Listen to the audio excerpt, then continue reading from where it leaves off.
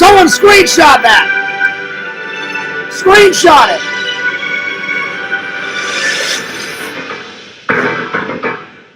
Oh my god, it's the Predator! Ah!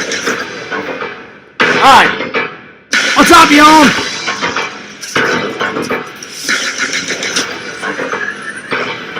I love that song.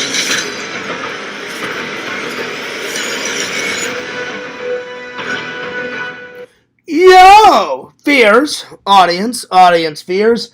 I'm back on the attack. Jack, back at it again with another live. I hope you're doing great. I hope you're doing awesome. Hope you're doing fantastic. Oh my god, I can't wait for my vacation to start.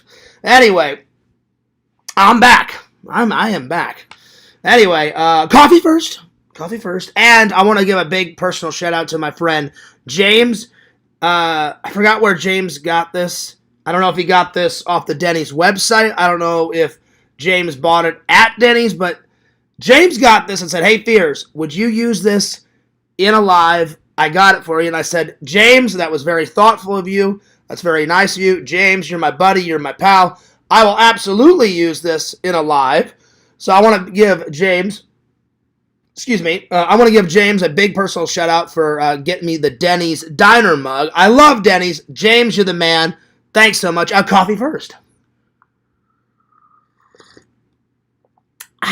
There it is. Oh, yeah. Now we're talking. Now we're talking. Ooh, that was a bit hot. I have to let it... Hang on. I took a big sip. Hang on. Give me a second here. There we go. I have to let that cool a little bit. It's a little hot. Just a little hot, but I like it. I appreciate it, James. All right. Lots to talk about. Excuse me. Lots to talk. I can't even talk. Lots to talk about. That's what I'm trying to say. My vacation's coming up. Zach did an incredible stream. Big shout out to my friend Zach. Achieved not just one Caesar bottle, but 2 Caesar bottles. Oh, yeah. He took it like a champ. He took it like a champ. Zach, I'm very proud of you. Zach, I salute you, my friend. One challenge down, many more to go, my friend. I thought Zach took it like a champ. You know, he sucked down the first bottle, had a little trouble on the second, but with the encouragement of everybody telling him, don't give up, and the donations were flying in, Zach finished the second bottle. Bam, bada bing, bada boom, he did it. So the next one is, oh God, let's see if I can remember. It's a gummy bear challenge, but I think Punk Rock said sugar-free gummy bears from Walmart, and I don't remember the brand name, but it's either 2 bags or 3, something like that, but I'm looking forward to that. So I forgot when Zach said he's going to do that. It's either going to be, I think it's while I'm on vacation, but I'll be watching, Zach. Hopefully I won't miss it. If I do miss it, then I'll rewatch the video. All right. Here we go. Well, I'm going to call Lantern and talk to him. I'm back. I took a little break. You know, I took like 10, 15 minutes. I just composed myself. I'm good. I reheated my coffee. I didn't remake some coffee. I just poured myself another cup. And reheated the pot. Went to the bathroom.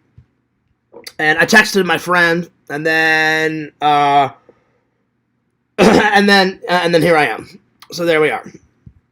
So I can't break tradition. I gotta call Lantern back. I apologize for missing anyone's comments because I know the chat was flying through the air. But excuse me. I'm sorry if I missed anything. So yeah, Lantern. Let's give him a little call.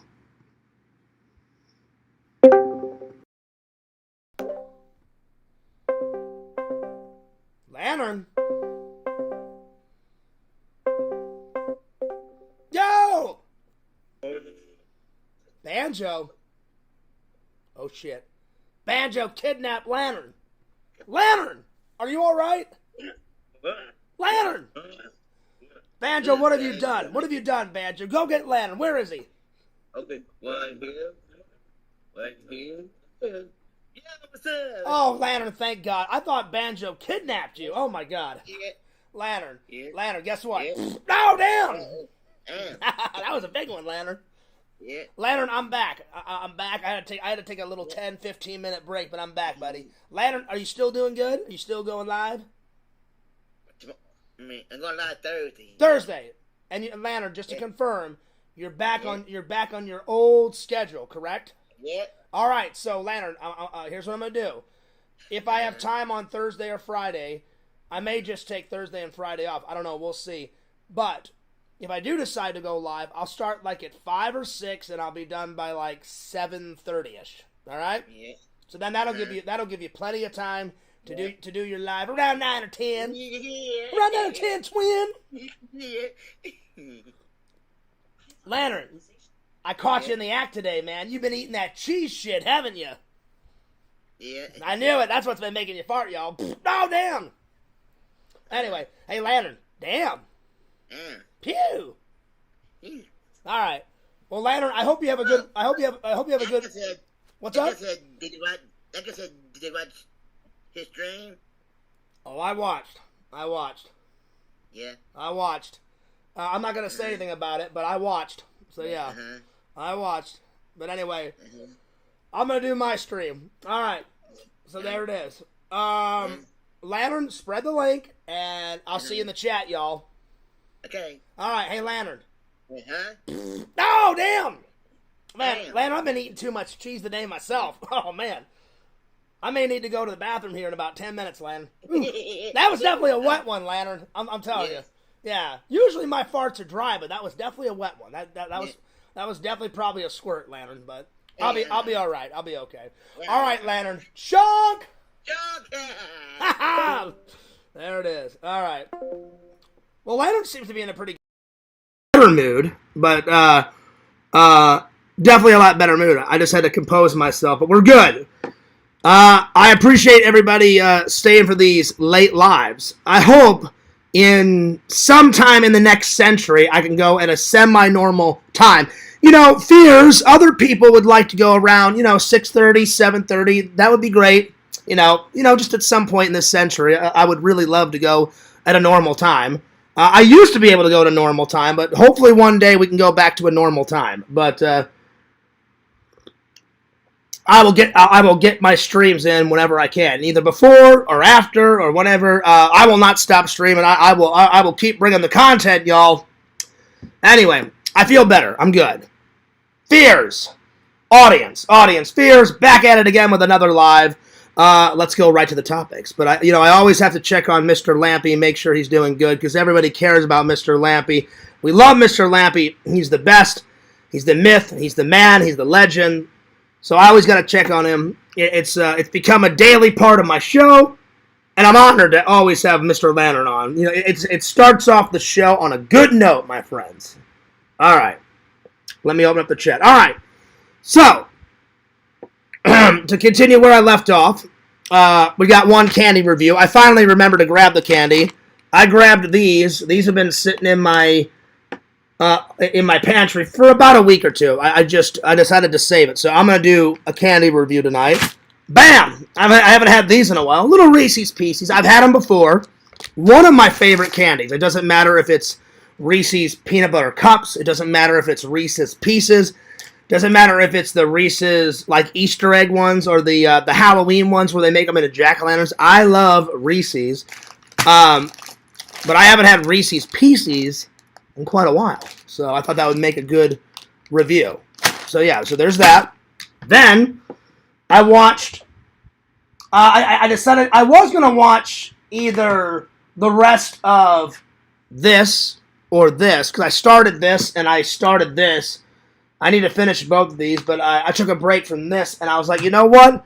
I'm like, I haven't seen... I had a Resident Evil shirt on the other day. I should have watched it the day that I actually had it on, but I waited a day, and then I was like, you know what? I'm going to watch this. And I thought I had already had it on my movie app. Turned to find out I've watched it, but I haven't put it in the movie app yet, so I watched this today. While after I came back from all my errands. It was a busy day because I'm getting ready for my trip. So I still have to finish packing my bag. While I was listening to Zach's live, excuse me, I finished all my laundry, and then I was kind of chatting in the chat, here, there, and everywhere. Not a lot, just a little bit. And then I packed about half my bag.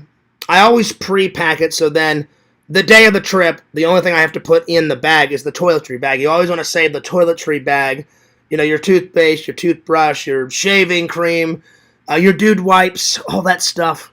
You always want to put that in the toiletry bag. That's the last thing that goes in the luggage. But I put in, extra socks and shirts and my best Hawaiian shirt for Shelton's birthday party. That's going to be exciting. I decided to go with my classic.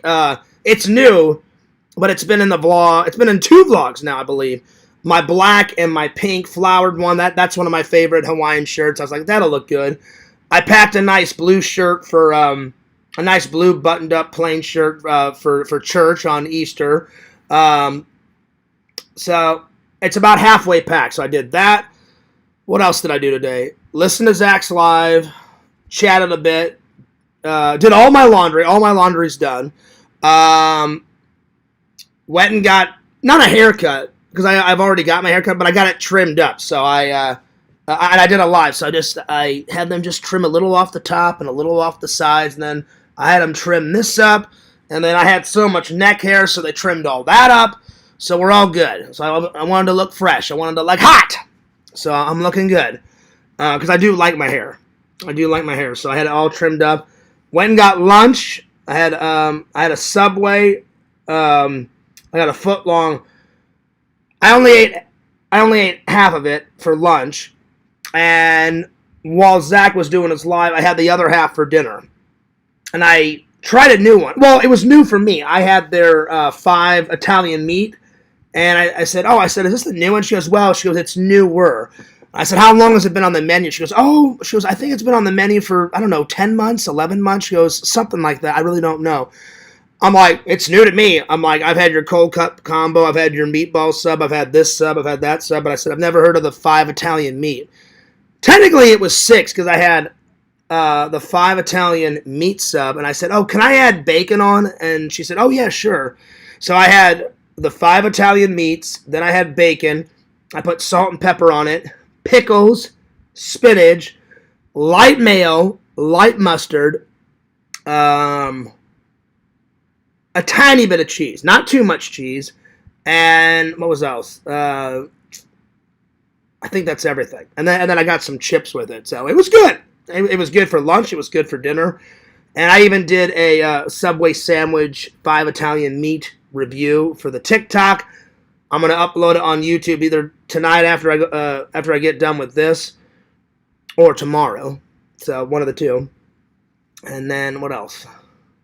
I went and got gas, and I think that's everything. So, all in all, I'm sorry, I forgot one of the biggest things. And I went and got my car washed finally, because the Fears Mobile, it had tons of bird poop.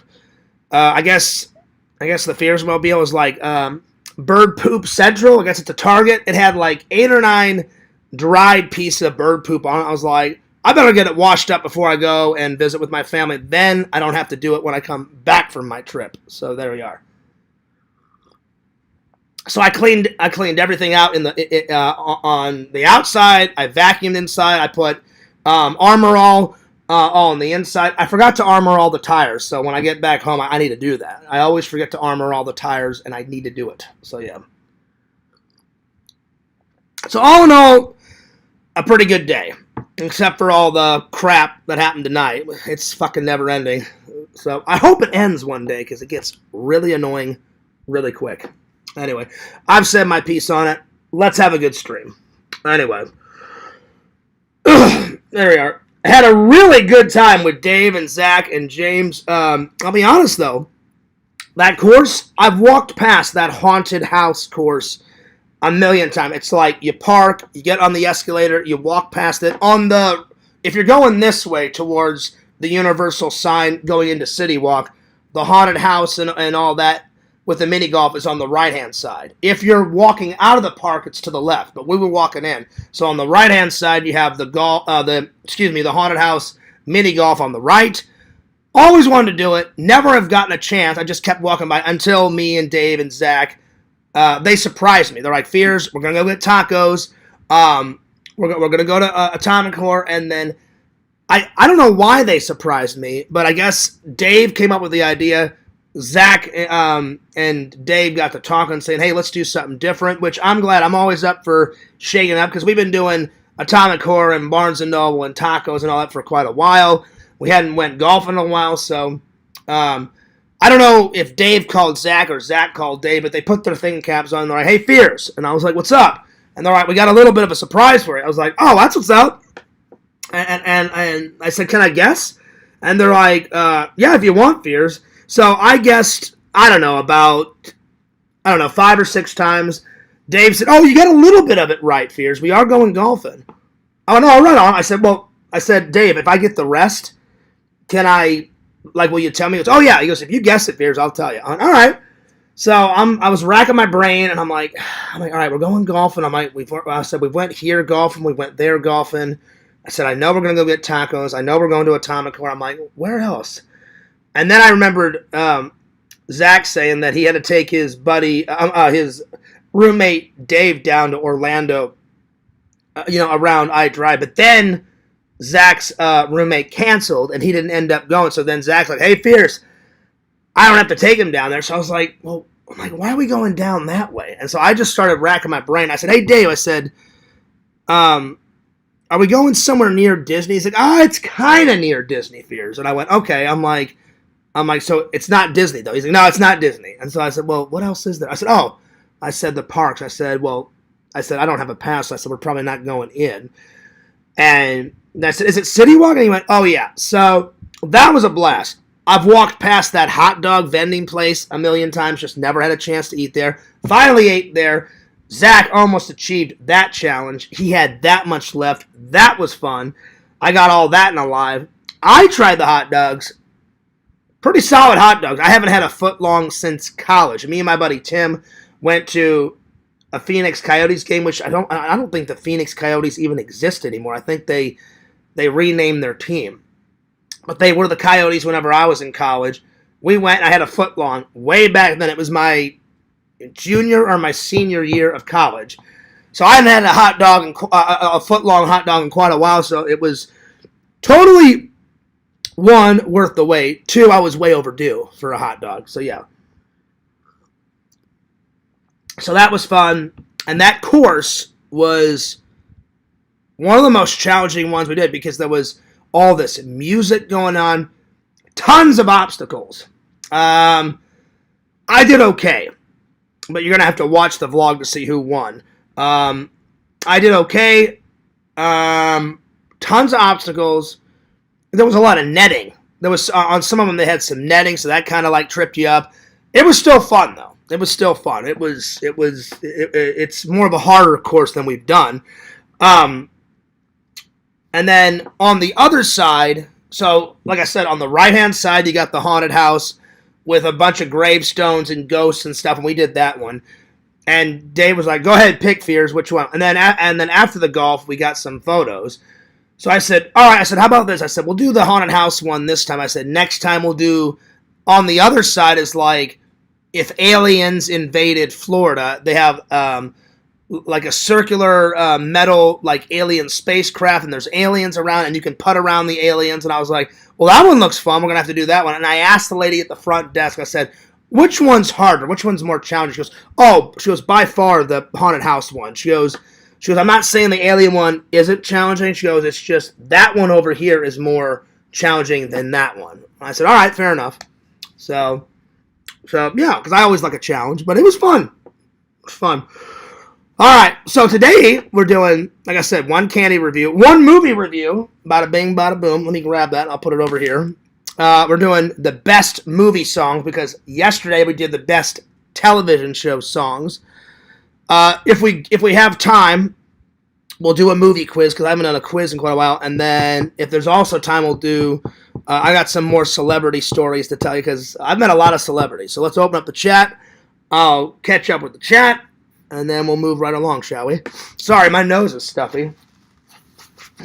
All right. All right, here we go. Movie song, because, oh, man, thank you for the like. I appreciate that. Thank you. All right. Yo, Tinder Immortal, what's up? Good to see you.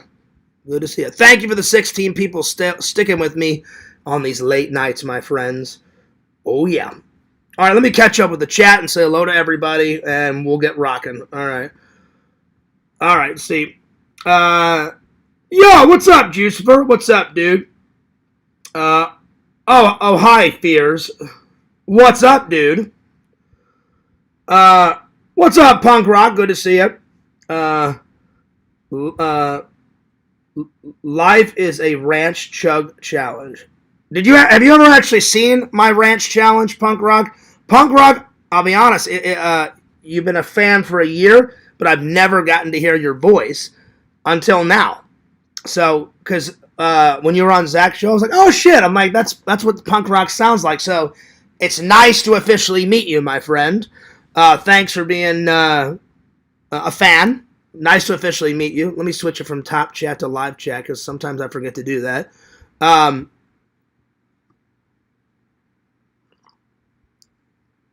Anyway, so nice to officially meet you, Punk Rock. Maybe one day I'll do another ranch challenge, but that was pretty impressive what Zach did. Well, howdy, Lantern. He goes, howdy, Fears. All right, now. That's right, Lantern. Lantern says, well, howdy, Visions. All right, now, Visions. Howdy, Punk Rock. Howdy, Jucifer. It's Jucifer, y'all. It's Jack, y'all. Howdy, y'all. Howdy, Fish Fry. And then Fish Fry says, well, howdy, Chadwick. Lantern, thank you for that super chat donation. I appreciate that. Tinder Immortal is in his house, and she is the VHS tape queen, goddess, mistress of the tapes. What's up, Tinder Immortal? How you been? Tinder Immortal, I apologize for that miscommunication. She said she's going to Universal. I just assumed the Florida one. You said you're going to the California one, because I got all excited because you've been a fan forever and ever. And I was like, how dope would it be to hang out with Tinder Immortal? I know what you look like, because you've been in a live stream with me many times. I interviewed you on my main show. That was a lot of fun. We got to do that again, Tinder Immortal. We got to do another interview soon at some point. But we've never got to hang out in real life. So I was like, hey, you let me know when you're coming down, and we'll hang out. And then you're like, Fears. I forgot to tell you, we're not going to Florida. We're going to California. I was like, oh, damn. Well, my bad. I was like, well, maybe next time. But you guys have fun. You guys have fun in California at Universal. It sounded fun when you described what you guys are going to be doing. So have fun, Tinder Immortal. Missouri footlong chili dogs. Never had a Missouri one. Oh, no, I've had a chili dog, but I've never had a footlong in Missouri. I've had a chili dog. But I used to have just normal foot-long hot dogs when me and my dad would go to baseball games, Tinder Immortal, or the hockey game. My dad would get a beer and a foot-long. I would get a soda and some nachos and a foot-long. And my dad taught me how to keep score, with the scorecard, whether it was hockey or baseball, and we always had a blast. So, yeah. So, I haven't been to a St. Louis Blues or a baseball game. The last Blues game I went to was the one I took Carrie to a long time ago, like in 2016, I think. I need to go back again because I love my teams, y'all. Yeah. Yo, what's up, Fish Fry? Let's give Lantern a call. Oh, I did, Lantern. I called you. So, yeah. What's up, Visions? Let's see here. Last time, let's see. It was yeah. LOL.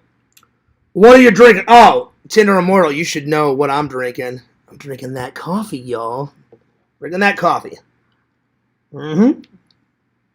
Always coffee first. Coffee first. But I got 2 big vlogs coming. I'll probably finish editing them on my trip. Because I'm going to bring my hard drive, my laptop. I'm going to do a couple lives on my phone. I'm going to try to do a live either at the coffee shop or I'll do one in my mom's guest bedroom. So I'll bring some type of content, but I'm going to hang out a lot with my family and take a rest and stuff. But yeah. Alrighty. Let's get moseying, shall we? Just catching up on the chat, y'all. But I hope everybody had a good week. My week was okay. A little crap here, a little crap there, but nothing too epic. It's always something. Hopefully the weekend's a lot better. So there it is. All right. Oh, man. Probably when I get back. This is Tinder Immortal. You missed this one. This is the most recent Lego build. As Larry would say, it's a little baby build. I don't care. They don't make this build anymore. I had this piece. It really goes just like this. It just goes like that. There's the stem and there's that. And they don't make this one anymore. And I thought, well, wait a minute. I already have this pumpkin. And I said, I bet you that one will stand on this thing. So I built it just like how it is for the show. And then on camera at the end, I just added that little thing. So Dave found me a bigger one. So this is a mini build. But Dave found me a Halloween pumpkin Lego build that's like about that tall and about that wide. So I want to get it soon. But the next build, because I wasn't able to do it before, I'm taking off here soon because I'm going here. I'm going here in a few. I got an Easter egg, a decorative Easter egg Lego build. So when I get back from my trip, that'll be the next one. The next one after that, probably the cell phone build, because I've been wanting to do that one for a while. But many more builds to come. But this one turned out all right. So yeah, all right. All right. Let's rock and roll, my friends. All right, so what should we do first? All right, let's see here. Thank you for the 2 likes. I appreciate that. All right, well, let's start things off with a bang. Let's do the food review, shall we? Tinder Immortal, I'm sending this one to Pixel. I knew Pixel would love it. As soon as I saw it, I was like, this is the one that's going to Pixel. I may go back and buy one for me, because I haven't kept a podcast book for me yet. So I want to do one for me here soon. By the way, Visions, thanks a lot for making this shirt. Fears! That's right, y'all. I haven't worn it in a while, so I thought tonight would be the best night to wear it. All right. What the heck? When are you going on your trip? Soon! Very soon, Tinder Immortal. All right, so Reese's Pieces. So look out for another travel vlog, y'all. Another travel vlog. So that'll get me even more behind on the vlogs, but I don't care. As long as I get them out soon for you guys, it'll be worth the wait. So Reese's Pieces review. All right, here we go. I'm just going to open this up a little bit because I'm just going to try a little bit. So yeah. Hang on. Yeah, that's funny, Visions. That's his name. Don't wear it out.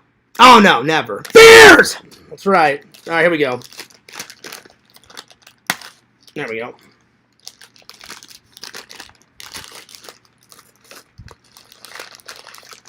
Well, hang on. There we go. There we go. All right. All right. Ooh, yeah. Man, I haven't had these in a while.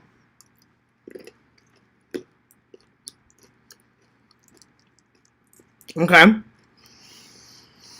Ooh. I forgot how good they are. Pretty good. All right. So, lots of chocolate. Lots of chocolate. But not too much chocolate. But not too much. Nice candy shell.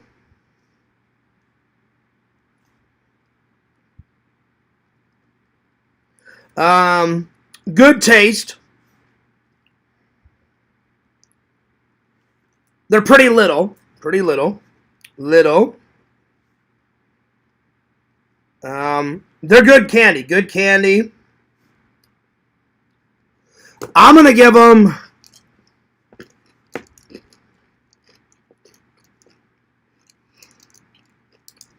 They're pretty good. I haven't had them in a while. I'm going to give them a solid 9.8. They're really good. I've always liked Reese's Peanut Butter Cups, Reese's Pieces. The ones where they make them for Halloween out of a jack-o'-lantern. I like the Easter egg one. It doesn't matter. As long as you got peanut butter with the chocolate, give them a big thumbs up. 9.8 out of 10. All right. I'm going to go put a seal on this because I'm not going to eat all these. I know you want a whole bag challenge. This will make me sick, Visions. I have a weak stomach, so you guys aren't going to get many challenges out of me. I'll let Zach do all that stuff. But yeah, I'm going to go put these back with a clip on it. Put them back in the fridge. I'll be right back. Give me 1 second. Hang on.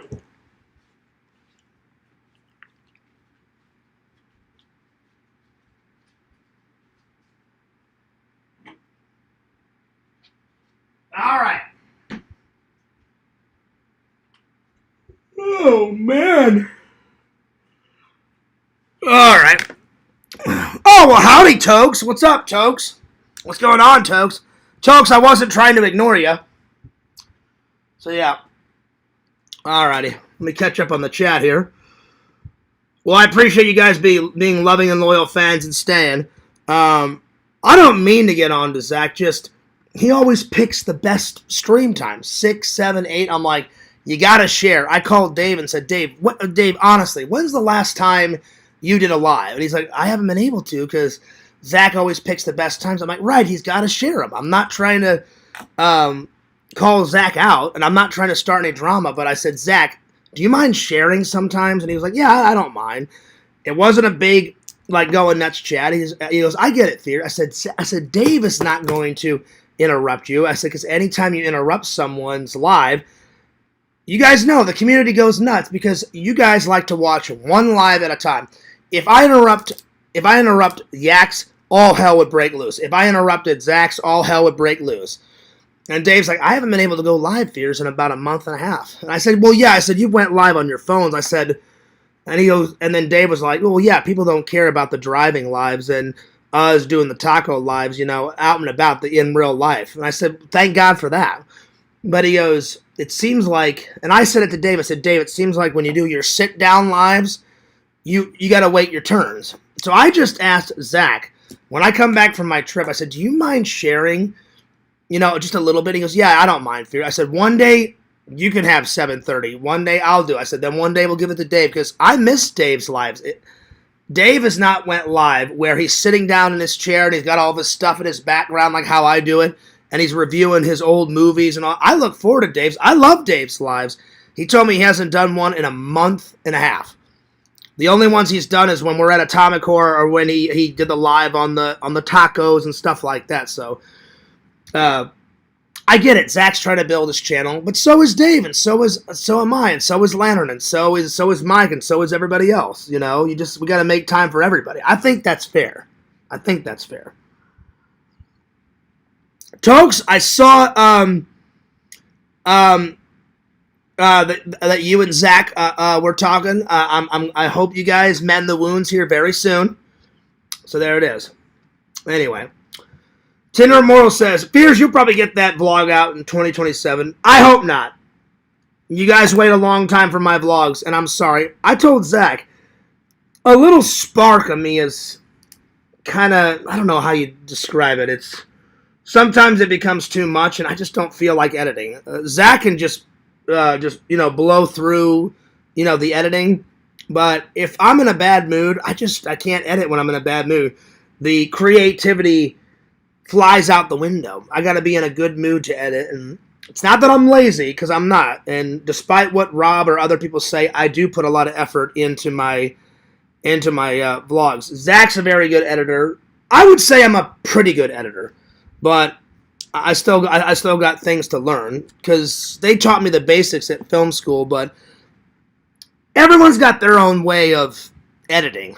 I like Zach's. I like how Mike I like how Mike edits. I still watch Mike's stuff. I think Mike's a great editor. I like his little skits and stuff. So people, I've got a lot of fans the way that I like. They like the way I do my vlogs. I will admit, Yak was right about one thing. I used to put way more effort back in the day. I'm just very, what's the word? I'm just so sick of troll bullshit. I'm afraid to put certain things in, so I'll sometimes cut some stuff out. And I know you guys want that stuff in, but I would say I cut out of 100% of the vlog, I'll cut out like probably, I don't know, 5% of embarrassing things, and I'll structure the vlog. All right, this will be the beginning, the middle, the end. That's a funny joke. Oh, Dave did something funny. I did something funny there at the con. I'll put that in. I'll do this. I put in a good chunk of stuff. So I still put effort into it, but I got to get back to the old. I miss the old editing fears. I've lost something. I want to get it back. I'm trying to get it back. I'm not perfect. You know, I want to get back to pumping the content out. I need to get back into the gym. So, yeah, it takes a toll on you, is what I'm trying to say. People always criticizing you, always psychoanalyzing your every second, every minute of the day. It's too much sometimes. It's crazy. But I do the best job I possibly can. I really do. You know, I try my best. So, yeah. Oh, hang on. There we go. There we go. Oh, I forgot to plug in my laptop. I was like, I'm down to 35%. Sometimes, whenever I'm editing, I take this out. And I just, like, I put it on my lap and I'm editing, and then I fucking forget to put this thing back in.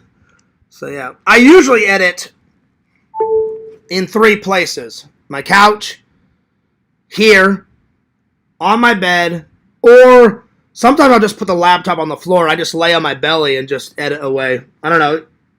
I gotta edit in comfort, too. So, I promise, Tinder Immoral, you won't have to wait till 2027. But I've been trying to get all that. Excuse me.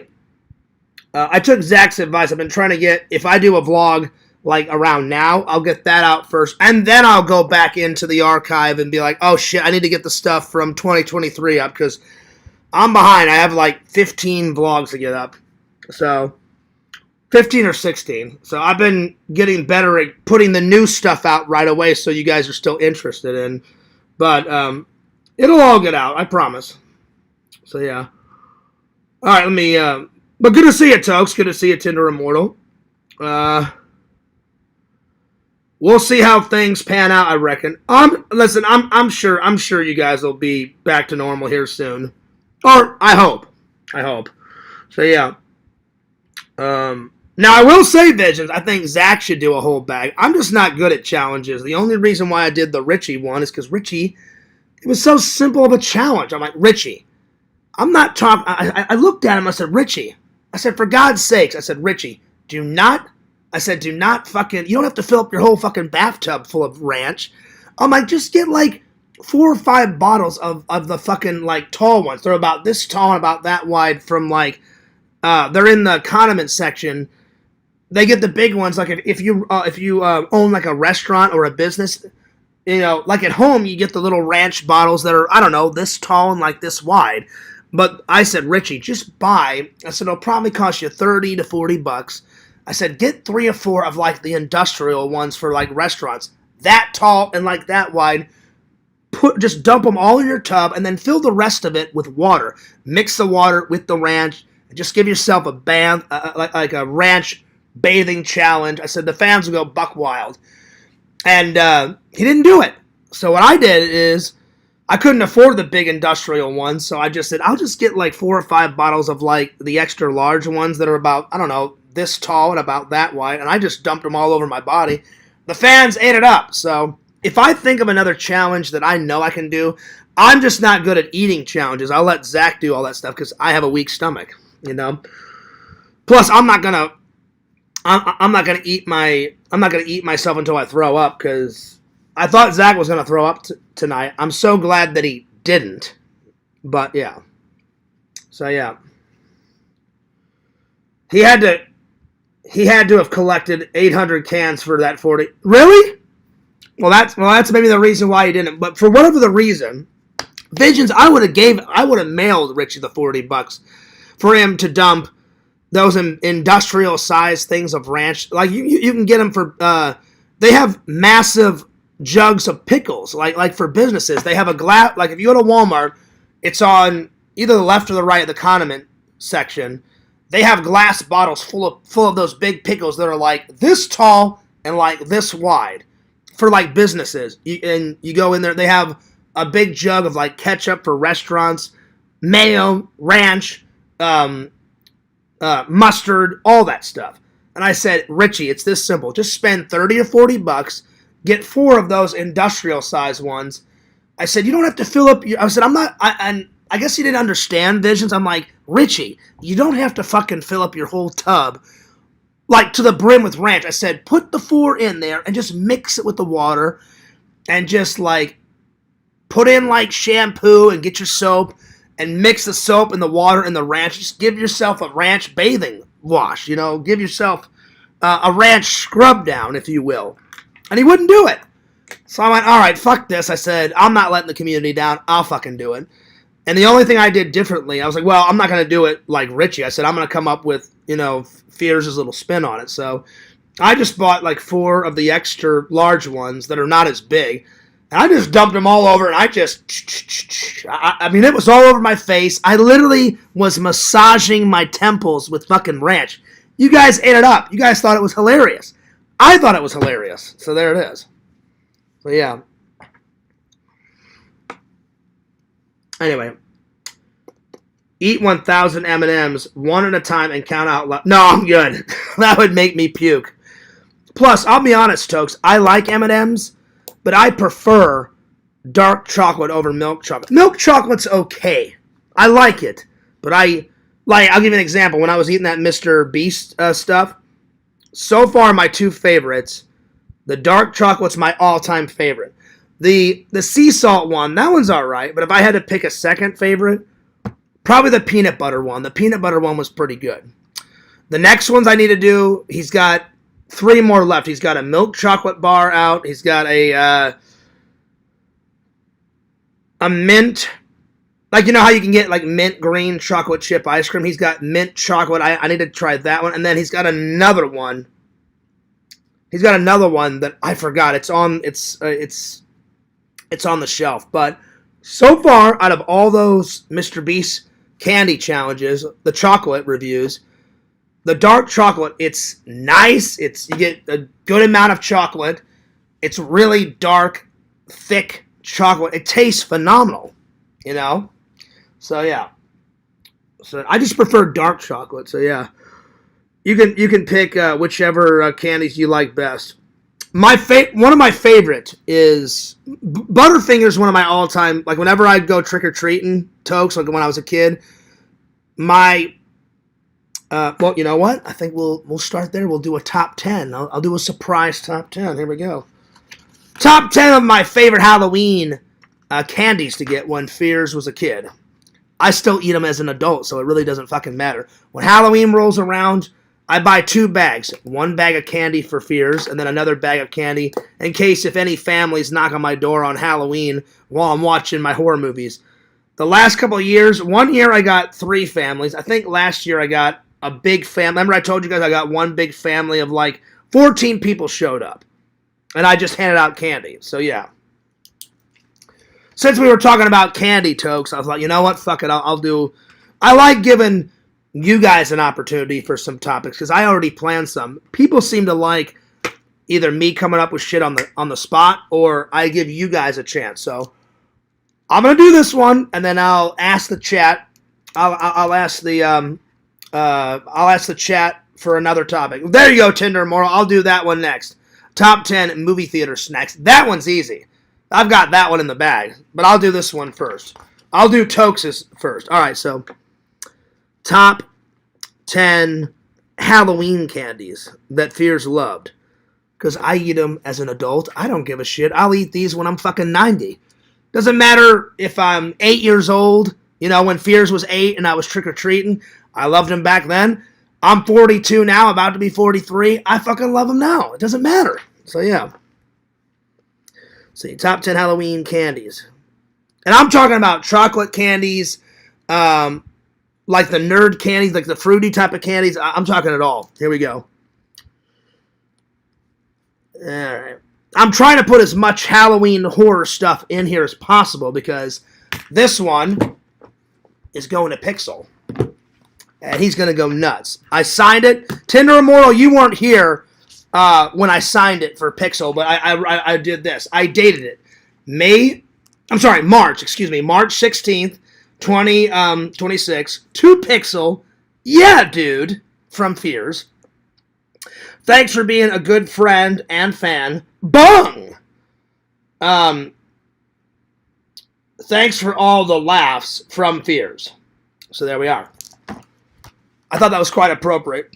He's brought a lot of friendship, a lot of laughs, a lot of thrills, chills, spills. I've only went nuts on him twice when he pissed me off, and I destroyed his life. I'm not kidding. I destroyed Pixel's life those 2 times when I got mad. I was like, Pixel, you motherfucker! Oh, I went nuts. Oh, I did.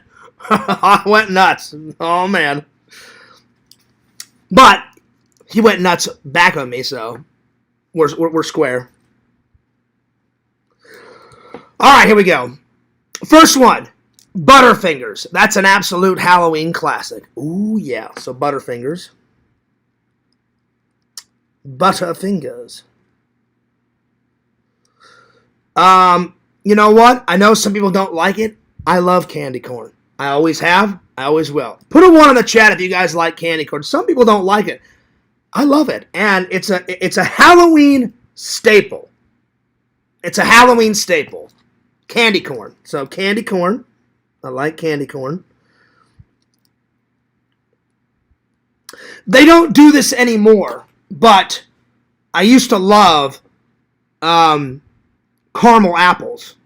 Now, you can't trust people. I remember back in the 80s and 90s where you could trust your neighbors, and I remember this neighbor at the end of the street. She made homemade apple cider, and it was fantastic. In Missouri, and then before you'd leave, she's like, oh, John, do you want like a caramel apple? So I would eat a caramel apple there, and then she's like, oh, do you want, she goes, I just made some homemade apple cider. And I was like, hell yeah, I want some apple cider, especially if it's homemade, and that shit was great. So I'm going to put down a candy apple. Candy apple. Now, every year, I just go to Walmart and I buy a candy apple, so because you can't trust people anymore, and that's sad. So, like, if you ever have a son or a daughter, when they go out trick-or-treating, you have to, when the kids get back, they have to open up the bag, and they have to check all the candy to make sure, you know, you hear all those crazy stories. Oh, there's a razor blade, you know, in the candy, or, oh, they poisoned my kid, and that's fucking bullshit. So, if you have kids, you have to check all the candy and all that shit. You didn't have to do all that crap when I was a kid, so candy apple. Let's see, Butterfingers, candy corn, candy apple, oh, Reese's Peanut Butter Cup.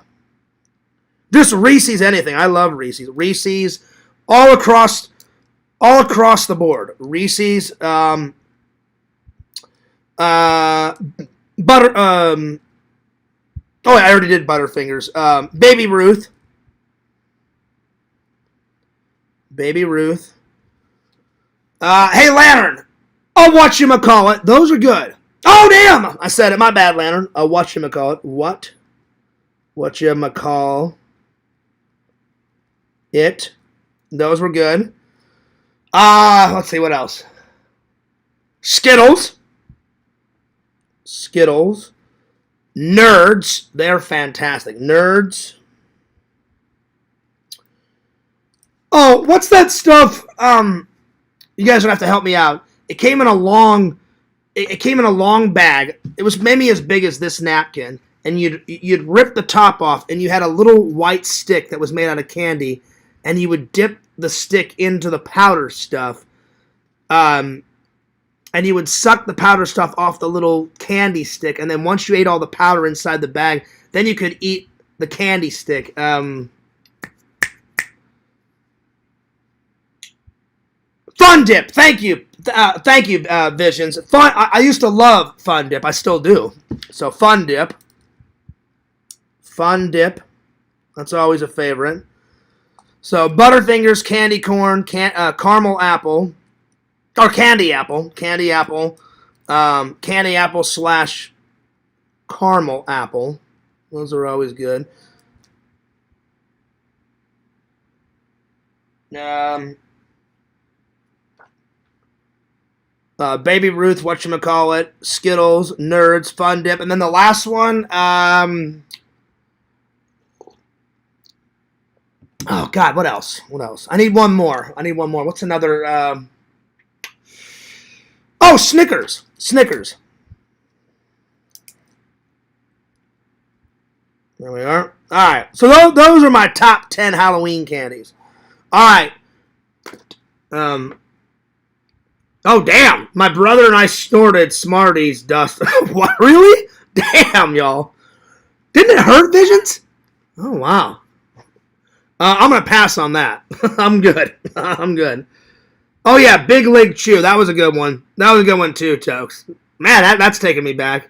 And I used to play baseball as a kid. All right, let me catch up on the chat. Tokes said, good to see you, Fears. I can't believe that. Is he that broke? Visions, and I'm not even making fun of Richie. He had to collect 800 cans. I mean, this is Richie we're talking about. I mean, he's ate a dirty diaper. He jumps in lakes. He bathes in lakes. He hit a ramp with a mini bike and went, no, and like flew in the lake. That was my favorite video. He stopped doing the motocross bike adventures. Those were the best. He'd be like, yo, what's up, YouTube? I'm going to take this ramp, and I'm going to like go up, 30 miles an hour. And he would smoke the fucking ramp, go flying through the air like this, and land like in the lake or the river. Those were the best. Bring that shit back, Richie. Now he just does a live and just stares at a fucking screen, and then he charges his fans to comment, which is complete bullshit, but it is what it is. So, yeah. Anyway, let's see. Well, good to see you, Tokes. And I hope you and Zach make up here soon, buddy. I really do. All right, Tindermar, I'm going to do that one. Top 10 movie theater snacks. Good stuff. Good stuff. All right. Let me catch up with the chat here. The trickiest treat of them all. Oh, yeah. Oh, yeah. Fun Dip. Popcorn was good, too. Fun Dip. You know what, Punk Rock? I never tried candy cigarettes as a kid. Never. I never tried those. Jolly Ranchers were good. I like Jolly Ranchers. Well, Punk Rock, it's great to officially meet you. I wanted to come in and say hello, but you know how Carl and Rob are. They give me shit 24/7. I was like, I don't feel like dealing with that crap tonight.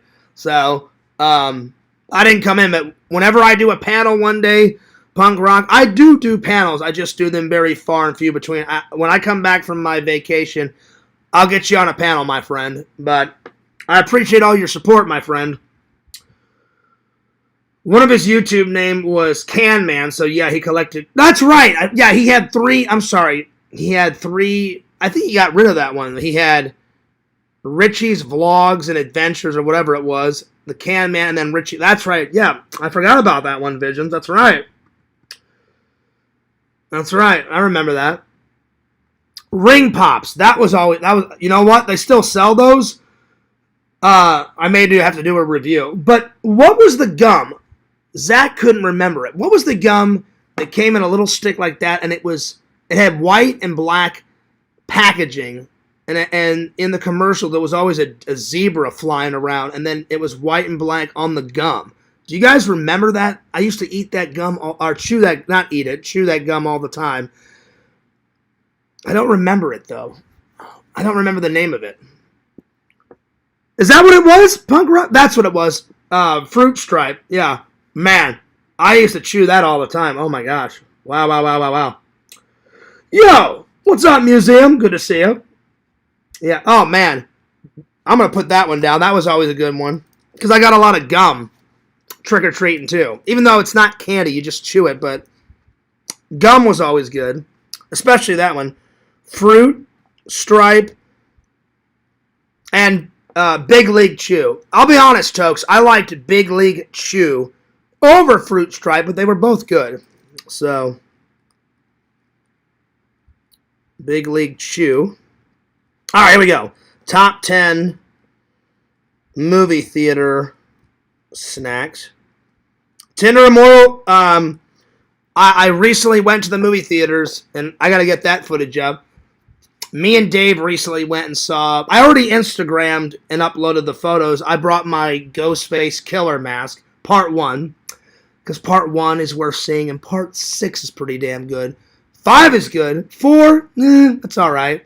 3 is crap. 2 is great. And 7, I gave it like an 8.9 out of 10. Visions, you were right. Some pretty good kills, some interesting kills, some creative kills, and there was a few good scenes. But, the killers, when I found out who the killers were, I'm like, really? I'm like, the killers need work. The killers were very vague, and I was just like, they need to pick killers that are either related to Sidney Prescott or either related to Gale Weathers or someone in the immediate group. They need to make it. The killers need to be more personable. They need to make it more personal. So when they reveal themselves, you're like, oh shit, I never would have thought it was that fucking person. So yeah, that was the last movie I went to the theater and saw, Tinder Immortal, but it was still good. Still good. I gave it an 8.9 out of 10. It was all right. Bubblicious was good too. It came in the not orange. It came in the pink container, and you would pull it out, and it just went on for miles. They did have some crazy flavors. Oh yeah. All right, here we go. Tinder Immortal. This one's in the bag because I used to work. I've worked at 2 movie theaters. Once after college, I was the assistant manager, and once in college. So, I've worked at a couple of theaters, and they have some good eats. So I'm going to tell you my favorites overall. Popcorn and a soda. That's always a go-to. That's a classic. Popcorn and a soda. Doesn't matter what fucking soda. Just pick out your favorite fucking soda. But popcorn, it's got to have some salt on it, and it's got to have some butter on it. Always. End of story. So popcorn and soda. Popcorn/soda. Next, a slice of pizza with a soda. So pizza and soda.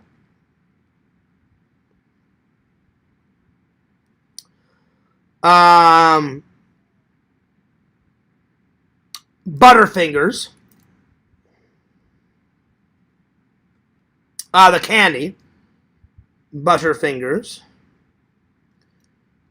Milk Duds. Oh, yeah. Milk Duds. Let's see what else.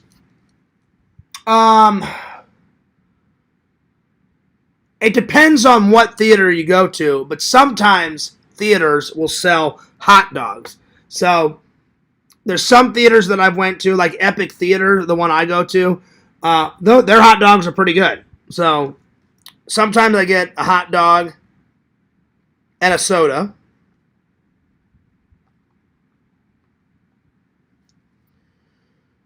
And I'm saving number 10 for something very special. All right, let's see here. So popcorn and a soda, pizza soda, Butterfingers, Milk Duds, hot dog and a soda. All right, here we go, Tinder Immortal. When I worked in a movie theater in Tempe, Arizona, they had chicken strips and French fries. I'm not kidding. I loved that. I was like, oh shit. I'm like, I've never had that at a theater. And their chicken strips were amazing. So chicken strips and French fries.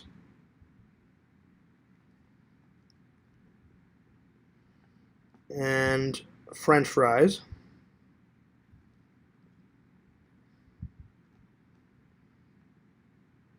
I've been to some movie theaters where they have a hamburger and French fries, and you can get a soda. So I'm going to put that down. So hamburger and French fries. Definitely. I'm going to take Tinder Immortal. I hope you don't mind. I'm going to take one of your suggestions. I like ices, but certain ices. The red one, it's all right. The blue one is slamming. And then at Epic Theater, they have a lemon one. So sometimes what I do is sometimes I'll get a blue icy, or I'll be like, can you fill it halfway with blue, and then can you fill it halfway with red? And then I mix it together. So, yes. So for this, I'm going to write down blue icy because that's my favorite. So blue icy.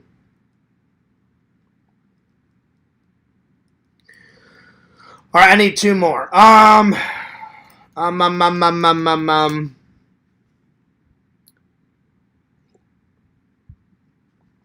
Last time we went, Dave got the nachos. I like the nachos, but I can't have too much cheese, so I can have a little bit of cheese. They're not the nachos at Epic Theaters. They're all right. They're okay, but they're not like going nuts. Let's see what else. I'm trying to visualize the menu. They do have Reese's. They do have Reese's Pieces because that's what Sega got, I believe, in the vlog. So I do get those sometimes. So Reese's. And then sometimes I'm not hungry, and you guys know what I'm about to say. I saved number 10. I saved number 10, the best for last, Tinder Immortal. Sometimes I'm not hungry, and I just go bada bing, bada boom, and I just get on that collector's cup, y'all, and I fill it up with some soda, y'all, because I love me some collector's cup. So I'm gonna write down for number 10, collector's cup soda. Oh hell yeah! Collector's cup with soda. And I was so close. I went to two theaters, and they didn't have any collector's cups left for Scream 7. I was like, oh, come on. Go in the back. I'm like, noodle around. I'm sure you can find one. They're like, no, we don't have one. I'm like, damn it. I was too late. No collector's cups. I was that close, but oh well. I'm definitely going to get one when Scream 8 comes out. So, yeah.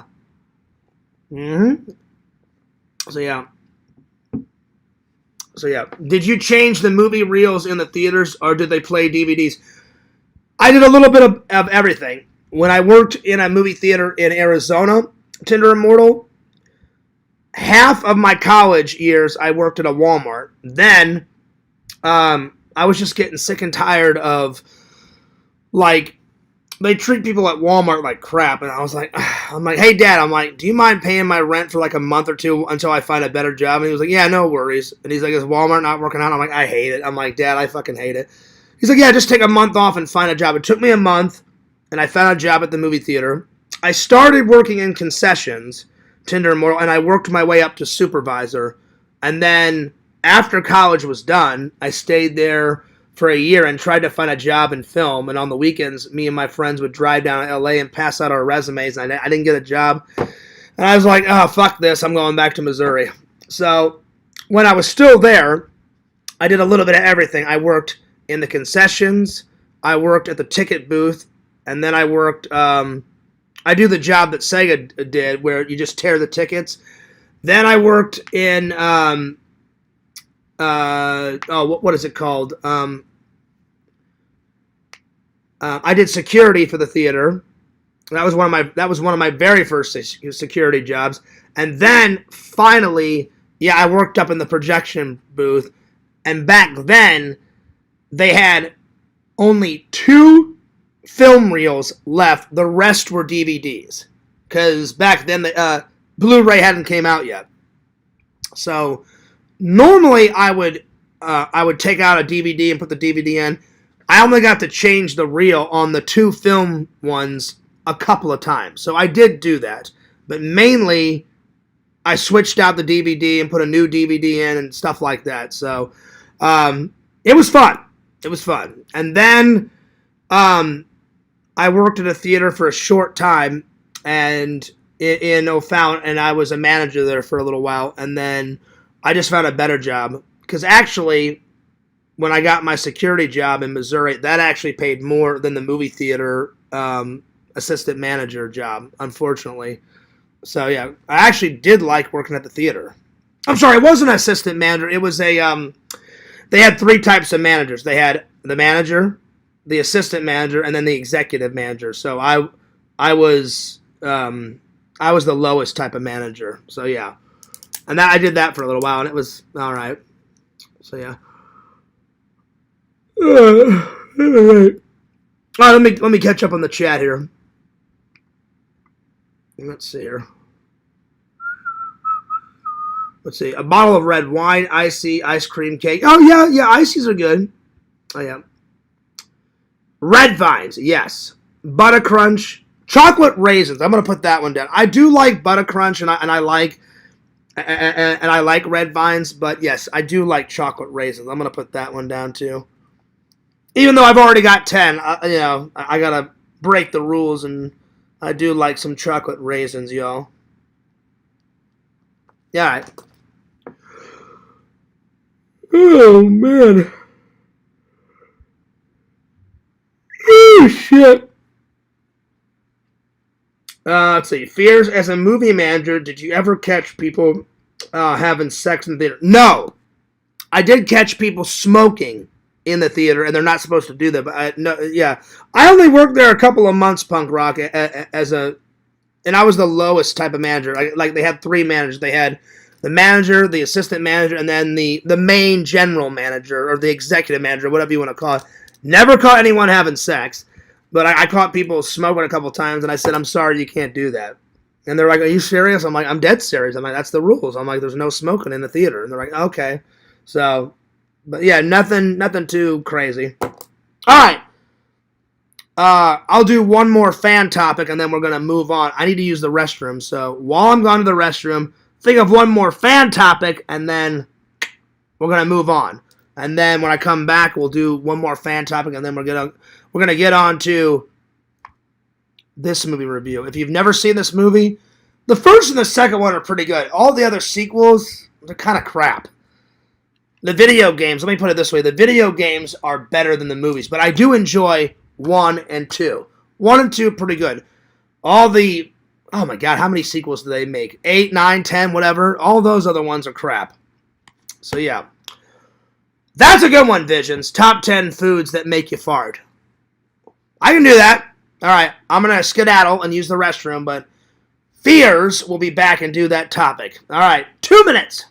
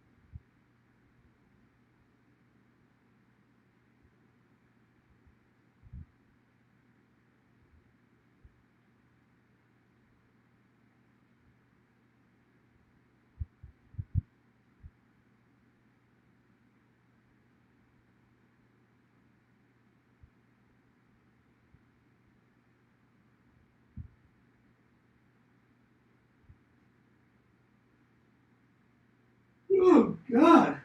Oh, my Lord. Instead of the movie master, Fears has turned into the yawn master with these late fucking streams. Holy shit. Oh! Thank God for coffee, y'all. All right, here we go. Let's see. Light edition? What do you mean? Creamy Caesar salad dressing. Oh, yeah. Yeah. I'm not a creamy dressing guy, though. Can't believe Zach doesn't like ranch.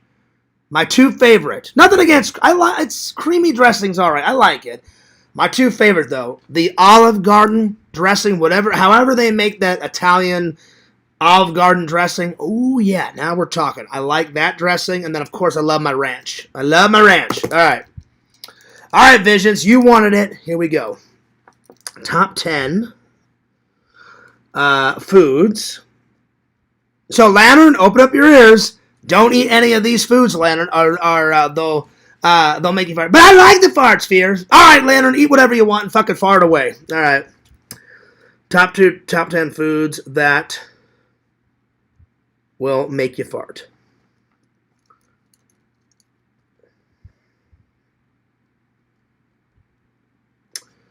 Let's see here. Let's get the easy ones out of the way. Chili. Oh, yeah. Chili will make you fart. Chili. But it's worth it, though, because I love me some chili. Beans. A lot of beans. That'll make you fart. Beans. Bean away. Beans. Let's see here. Beans. Chili. Cheese. Cheese will make you fart. Cheese. Any type of cheese. Let's see. What else? Oh, God. What else? I got a lot of the big greens. Greens. Any type of greens, like vegetables, will make you fart. Cabbage is a good one. So greens. They'll get you gassy. So greens. Green vegetables. Greens/vegetables, just in general. Veggies.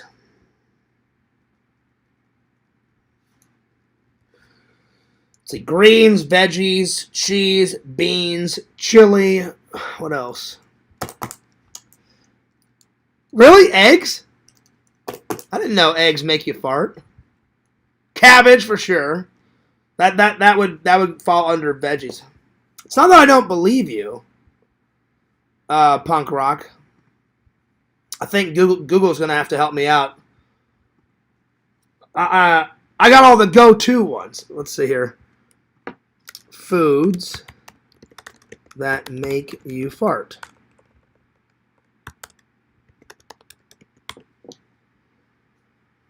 Let's see here. Let's see here. Onions! That's right, onions. Man, that should have been a no-brainer. I forgot about that. Onions. Onions. I never thought red meat would make you fart, but according to Google, red meat makes you fart. Okay, red meat. Red meat. And you are absolutely right.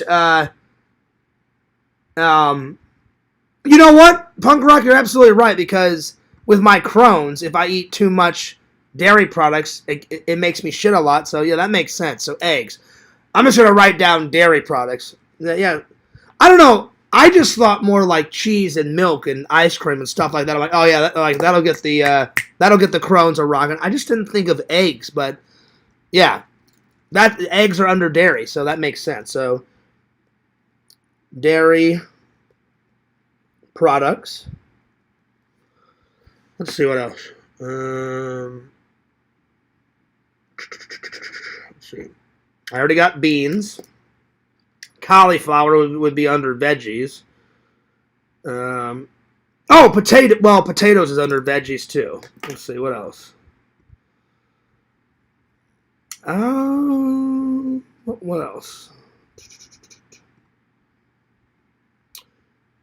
According to Google, certain types of soda make you belch and fart. So soda. That makes sense because whenever you drink soda really fast, it makes you burp like crazy. So I'll believe it. That makes you fart. Let's see what else.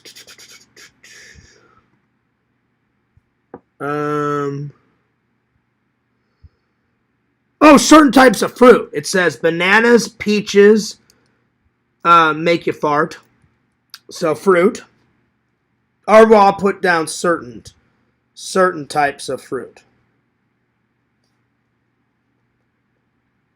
Fruit. All right, and then number 10. Let's see, I got soda. Let's see, I need one more. Help me out here, guys. One more. What's another one?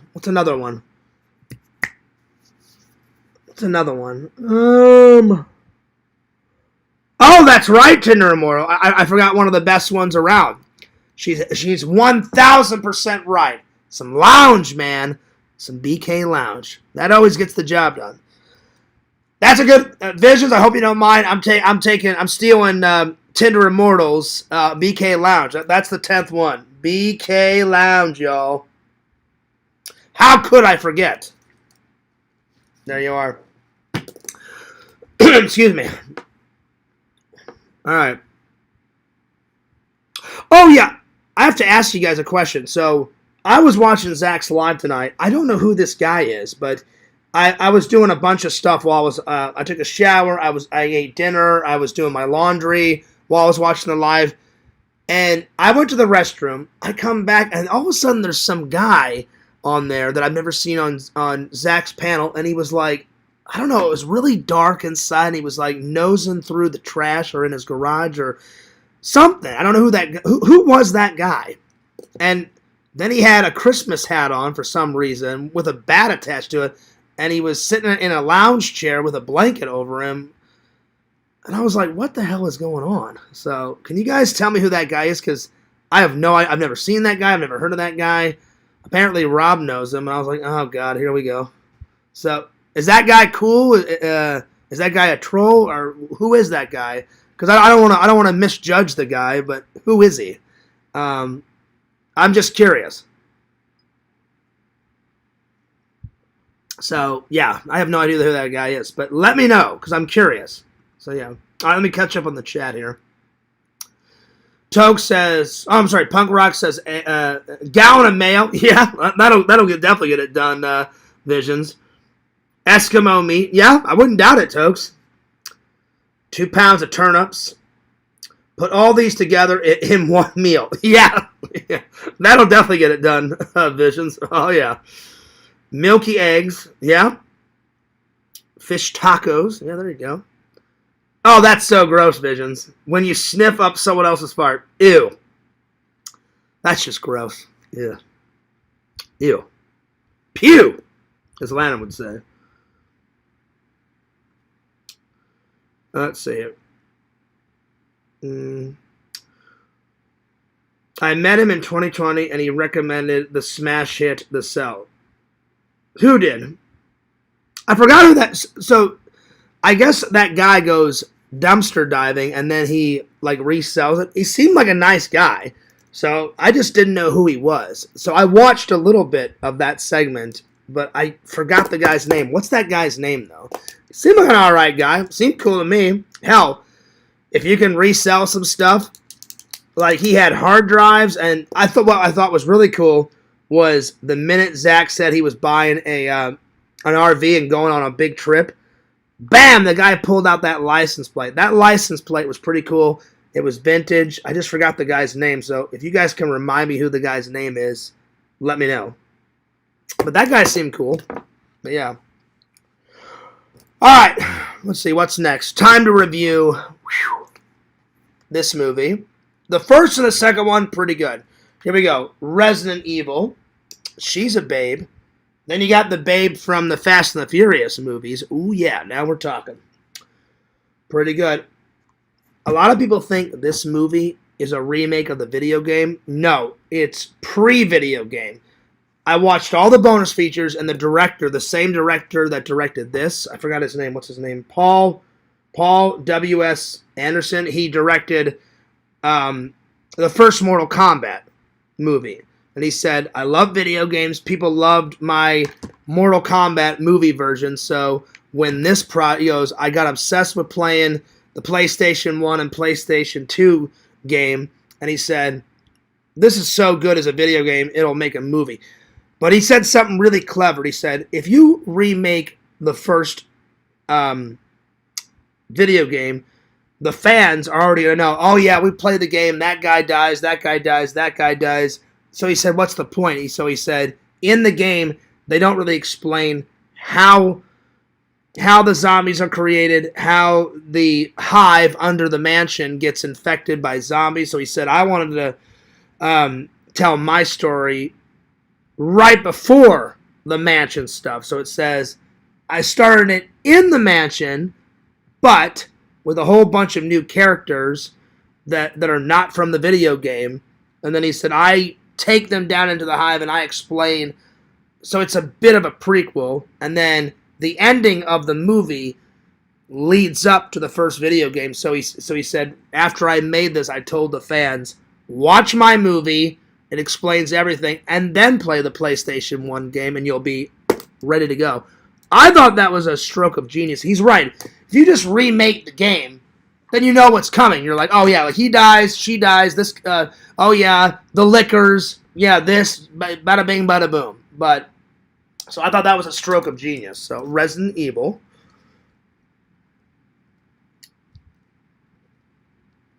Resident Evil. It's, what is it? It's not just a horror movie. It's a horror movie, action, adventure, thriller, video game movie. That's how I would put it. So action, adventure / horror movie, horror film, video game movie.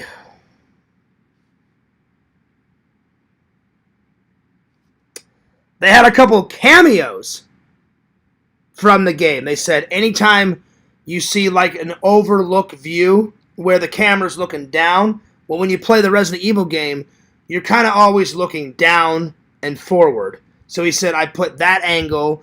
He goes, I put certain signs that you see in the game of Umbrella in the movie. He goes, there's a lot of stuff that I put from the video game in the background. He goes, I studied all the zombies and how they look in the game, and I tried to recreate that. So there's a lot of Easter eggs in this movie from the game. So I liked that. So Easter eggs.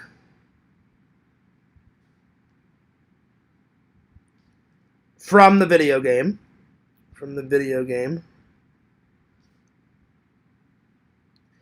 As far as I know, almost every single Resident Evil game has got those zombie dogs in it, or some variation of those dogs. So that's one of the best Resident Evil villains. So he said, we put those in there. We put the zombies in there, obviously. So the best kill in the movie,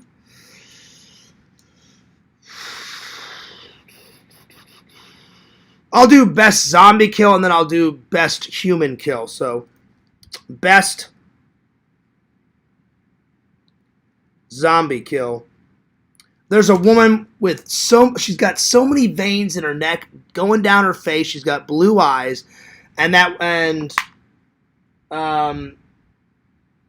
not this woman, but this woman is standing right next to a guy, and there's a woman in a white lab coat. She walks up, and he's like, "You come any closer, and I'll fire." He shoots her like twice in the. I'm sorry. He shoots her once in the chest and then twice in the leg, and he's like, "Fuck!" And then she just fucking takes her machine gun, like 20 bullets to her chest. She flies back. Then she gets back up, and they're like, "What the hell? She's not dying." She takes her hand and like twists the girl's neck, and you hear all this crunching. Finally, the fucking lab zombie lady wearing the white coat with the blue eyes. Finally, she dies. That's probably one of my favorite zombie kills. So that's my favorite zombie kill. Zombie lab coat woman kill. And then the best human kill. Here we go. Best human kill. I'm gonna say it's a split between the elevator kill and then a woman gets stuck in an elevator and she tries to open it up and the elevator comes down. That one's good. Or they're trying to get to the Red Queen, and then inside this hallway, it's a trap from the Red Queen, and these lasers come flying out, and it slices a woman's head off. So that's probably the best human kill. So, woman getting her head chopped off. I was like, well, you should have went down that hallway. Damn, y'all.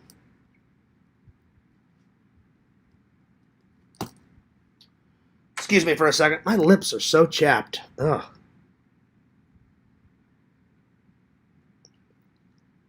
All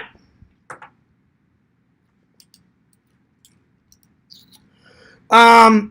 Those are my best. Those are my favorite kills. I would rate it. It's high. I like 1 and 2 the best out of the Resident Evil series in the movie series. My favorite games from the series are 1, 4, the remake of 4, 7, and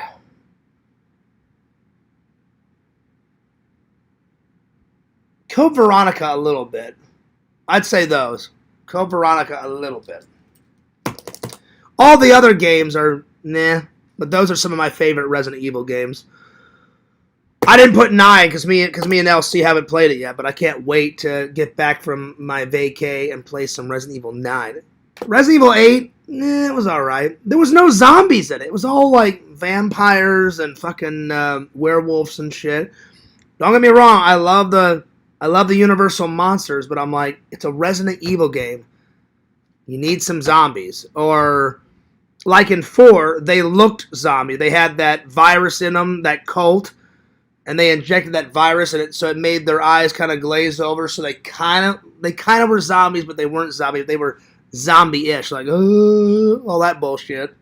So 8 was kind of crap, you know. Even with the tall 8-foot crazy lady with the long ass nails, yeah, whatever. It was all right. 7 was fantastic. 7 was rocking and rolling. Oh yeah. My 2 favorite scenes. Here we go.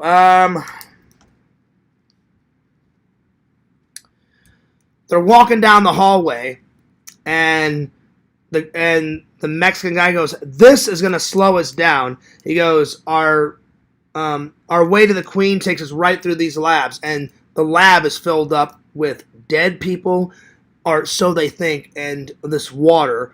And then the black guy says, "Well, we're gonna have to find an alternate route." And then this woman says, "Poor bastards." They walk away, and then it zooms up on some lady, and she's like this, just floating in the water, and then bam, her hand goes up like that, and her eyes open up, and she's a zombie. So that's probably my second favorite scene. That one was, I was like, damn, that's a good scene. It's a quick scene, but it's a good scene. I was like, oh shit. And I've watched this before, but I haven't watched it in a long time. I was like, oh shit, I forgot about that.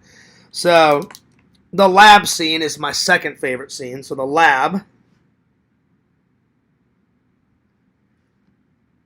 And then my favorite scene,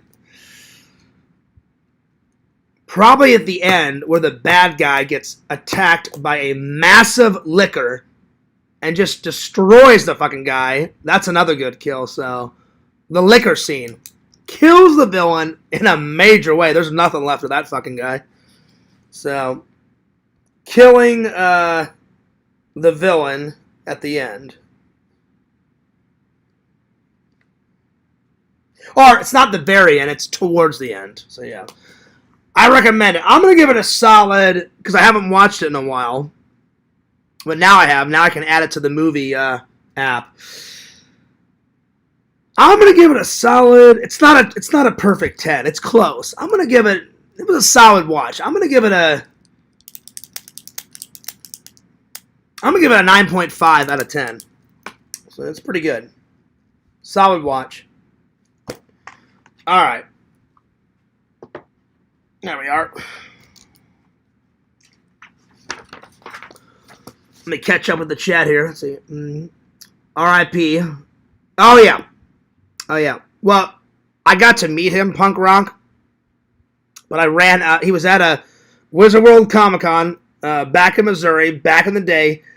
I went up and I said, you are the king of zombies. I said, John Fierce, big fan, shook his hand. He had his big black glasses on. He's like, well, thanks for watching. And he goes, I'm just curious. He goes, I ask all my fans, he goes, what's your favorite zombie movie that's not mine? And what's your favorite zombie that is mine? I said, you are the king of zombies, my friend. So I said, it's hard to pick between the original Night of the Living Dead and Dawn of the Dead. But I said, if I had to pick, I said, I said I like the black and white version, and I said I like that's where you started. That was one of the first zombies. They're coming to get you, Barbara. Stop it! You're ignorant. They're coming for you, Barbara. They're coming for you. Look, here comes one of them now. He'll hear you. I'm getting out of here. You're ignorant, and all that other shit. So I told him, I said, that's good. But I said, if I'm being honest with you, I said, I love Dawn of the Dead way more than Night of the Living Dead. I said, I like Night of the Living Dead because that's the origin. That's the roots. That's where you started. I said, I like that you filmed them all in Pittsburgh. And he goes, oh, that's where I'm from. I said, Mr. Romero, I said, I'm a big fan. I said, you're one of my heroes. I said, I love horror movies. I said, I know you're from there. I said, but if I have to be honest with you, I said, my favorite one that you've made is Dawn of the Dead. And he was like, that's a solid, honest answer. He goes, what's one of your favorites that I haven't made? I said, oh, I love Return of the Living Dead. I said, have you seen that one? He goes, oh, I absolutely have seen that one. And he likes that one. And he goes, why do you like it? I said, well, it's funny. I said, the zombies look cool. I said, there's cool kills in it. I said, it's a 80s horror movie. I said, it's a classic horror movie. I said, half of it's in the rain, half of it's out of the rain. They're in a cemetery. I said, you got all the things that make a good horror movie is in that fucking movie. And then I remember him asking, he's like, did you like Tom Savini's remake of my original Night of the Living Dead? I said, yeah. I said, that one was all right. I said, I liked it. I said, obviously, I liked the original source material. But I said, Tom Savini, I said, he's not the zombie master. I said, you're the zombie. I said, he's the master of special effects. So I never got a photo with him, Punk Rock, because his prices were just outrageous, and I spent too much. I spent all my money on getting that William Shatner signature. I said, I'm sorry. I said, I ran out of money, and I said, if I had some more money left, I said, I came on a budget, and I said, I didn't get to, get a signature or a photo, but I said, I just want to say I'm a big fan. I got to shake his hand before the guy died, so, that's better than nothing, so yeah. His name is Ewoke, by the way. I forgot what his channel. Okay, well, I was just curious, Visions, because he seemed like a cool guy, but I went to the bathroom and I came back, and then there's this guy, and he was just like nosing through. I couldn't make it out. I was like, is it the trash? Is it? And then I looked, and I'm like, all right, it's his basement or whatever, and he had some cool stuff in his collection. Seemed like a nice guy. Very cool. So, yeah. Alright. So, watch that. Watch Resident Evil. It's pretty good. So, there we are. Alright, next. My favorite part, when Nemesis tears off Jill Valentine's arm off and... Oh, Lord. Oh, there you are. Alright, next. I think I'm going to do one more, and then I'm off to Betty Buys because it's 3 a.m. Let's see, how many people are left? 9, and I got, well, hang on, let me refresh the page. I always forget to refresh the page, and I'll be like, oh yeah, I got 2 likes. And then Dave will be like, Fears, you need to refresh the page. You got like 8 likes. And I'm like, oh, okay, my bad. So let me refresh the page. Well, I appreciate you guys staying with me to the bitter end, my friends. You guys are loyal and loving fans. I appreciate it. All right, I appreciate the 2 likes. All right. I'm gonna do one more. Let's see here. Let's see. I did some fan topics. I did the film review. I did the candy review. I'm gonna save the movie quiz for another day, since we have a lot of music fans, in the community. I'm gonna do the best movie songs, or the best songs in movie history. Here we go. Best songs, or themes, or whatever you want to call it. Best songs in movies. All right, Visions, you're a big music guy, so I need your help on this, because Fears is the movie master, but I appreciate music in games, in movies, I like listening to certain music in my car when I'm on my way to work or coming home or just chilling out on the weekend. But I prefer movies over music. But I like certain types of music. I like a lot of soundtracks. I just got this one. So we're gonna start with the go-tos, with the no-brainers. The theme song for Jaws is absolutely spectacular. Jaws. It sets the tone, and I love it. If you watch any interview with Steven Spielberg, he goes, I was pretty screwed. He goes, every time I wanted to shoot something with the shark, he goes, that damn shark would not fucking work. It was too heavy. It would cause us a bunch of problems. It was in the fucking water. He goes, towards the end, finally, he goes, it worked long enough where I could put just enough shots in the film. And he said, you know what? I'm going to use it to my advantage. If you don't see the monster, less is more. And he goes, I used the music, and then I shot a lot of underwater shots. So he said, the imagination is like the best. He goes, because whenever you hear that dun-dun, na-nun, and then it's underwater, he goes, you can just picture the villain, the beast coming at you. So yeah. So Jaws theme song, by far some of the best music ever. Oh yeah. So Jaws theme song.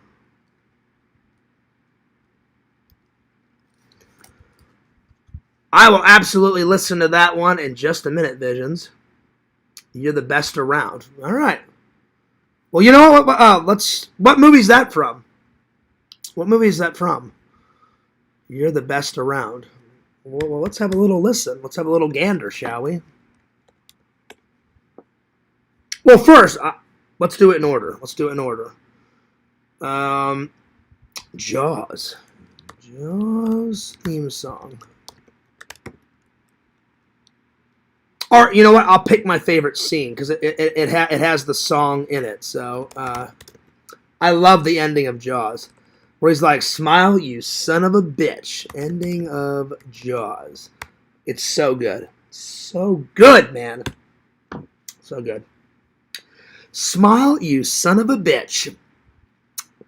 Even though that would be a 1 in a million shot, oh yeah. He blew that shark to all hell. Oh, hell yeah. Here we go.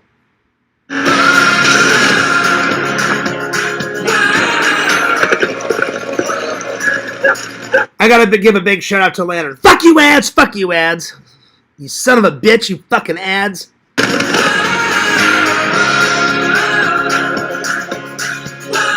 Kia, movement that inspires.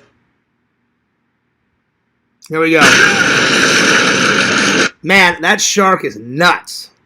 So a normal shark, if I remember from the behind the scenes, Steven Spielberg said, I didn't want it too small, but I didn't want it too big, like it was a megalodon shark or whatever. He goes, so a normal great white is anywhere from, I think, 17 foot to 20 foot.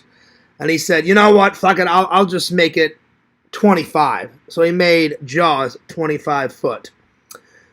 That's still pretty big. I mean, if a shark that big was looking right at Fears, I'd be like, oh, fuck, I'm screwed. Well, this is the end of Fears. Bye, catch you later, you know. That would be nuts.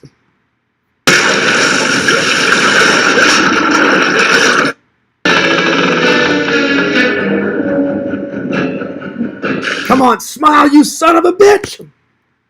Here we go.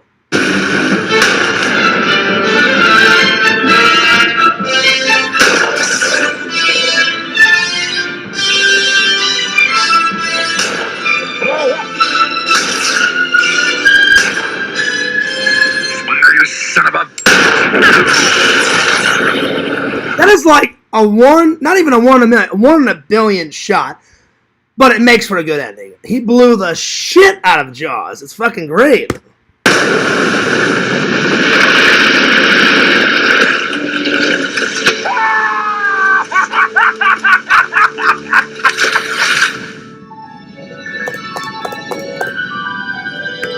honest, Visions, I wish Quinn would have made it, because Quinn's a badass, but, you know, somebody had to die.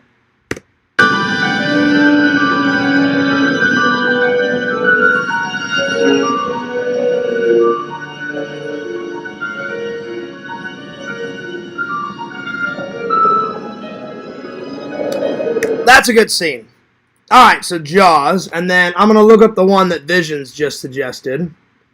So yeah, let's see here. Let's see, oh, for sure, Tinder Immortal. Don't worry, we'll get to Ghostbusters. You know that was coming. That was on the list. So yeah. You're the best around. Well, let's listen to it. I think I've heard it before, but let me hear it. Well, no, I'm just saying music in general, Vision. It can be a theme song. It can be whatever music in a movie. These are going to be my personal faves. But Jaws was on the list for sure because the theme song's fucking amazing. So you're the best around song. I think I've heard this one. Hang on. Let's see here. Oh, from the Karate Kid. Oh, hell yeah. Oh, I'm putting that one on the list. Yeah. Where he's it's at the towards the end, Visions, where Daniel Russo, and then I love Mr. Miyagi.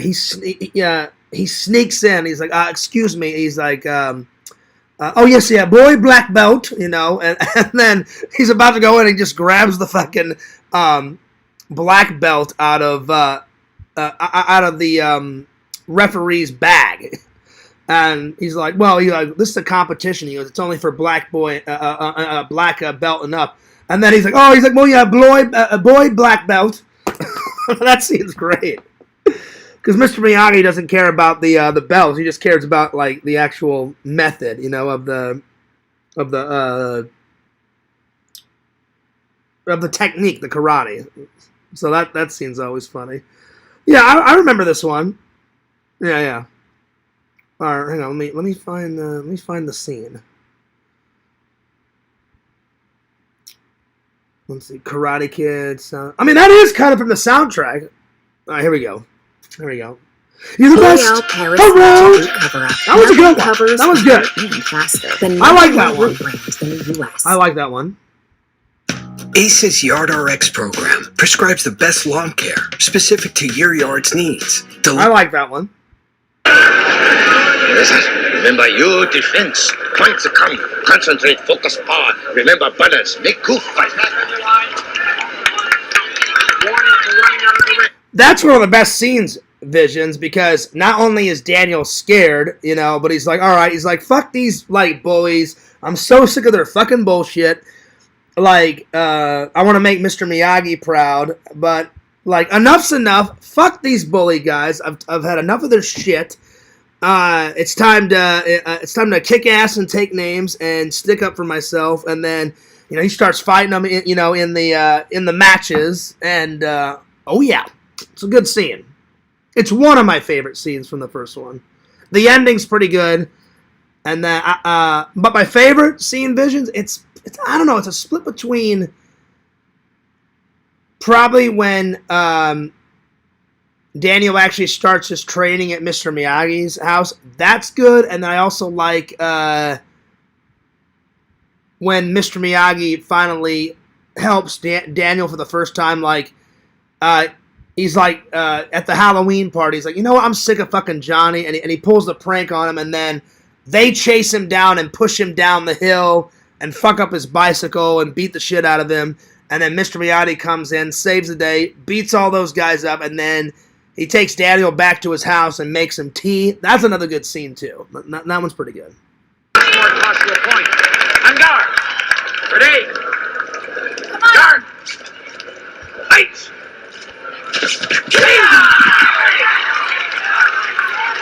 That was pretty good. A kick right to the chest. That was good.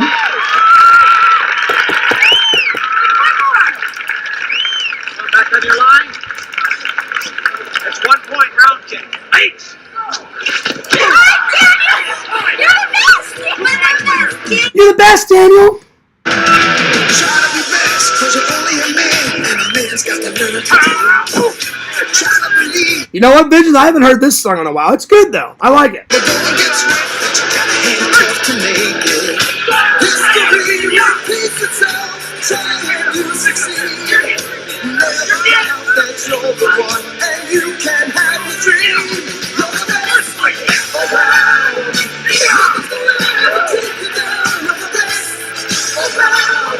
That's a good scene. I'll put that one down.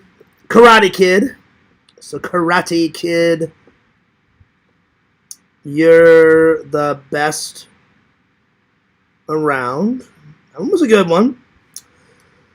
All right. Well, Tinder Immortal already said it. Ghostbusters. Oh, yeah. But I'm going to pick out one of my favorite scenes, Ghostbusters. So there's two. There's two.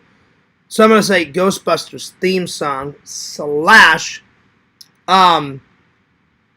it's the one where they're putting up the sign, and then Bill Murray's like, Janine, and he calls. No. Any messages? No. Any customers? No, Dr. Bateman. That little theme song. So both of those are good. So Bill Murray's intro. Or his walk-in. They establish the character. So yeah, that one's good. All right, here we go. So let's see. You hear it for the first time. That old librarian lady, she nips around the corner, and then she sees the ghost librarian. She gets scared the hell out of it, and then bam, you hear the theme song. Always a favorite. Always a favorite of mine.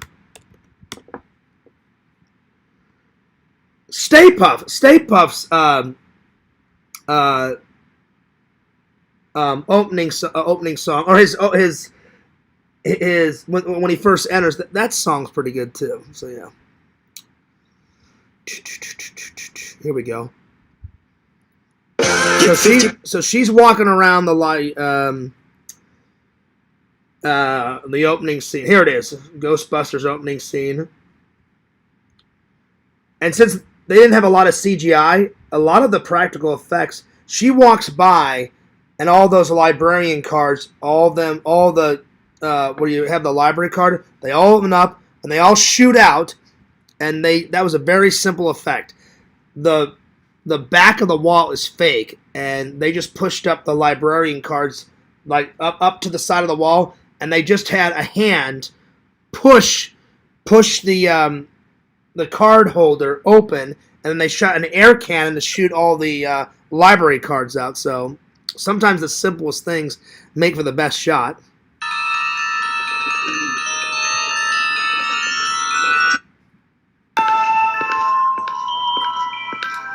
So this is the first part of it. And I'm gonna skim to the next part. So she walks by, and then this is the scene I'm talking about. So all the cards start coming out of the drawer, the music turns on, and then bam, you hear the theme song. It's a good scene. It's not my favorite scene, but it's a good scene though.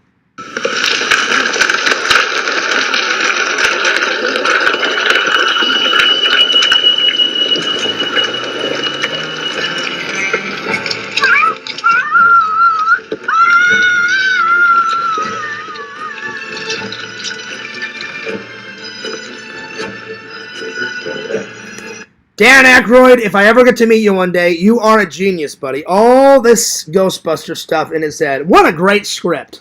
Oh, yeah. I would love to interview that guy one day. You're a genius, Dan Aykroyd. You're one of my favorite actors. You're the man, dude.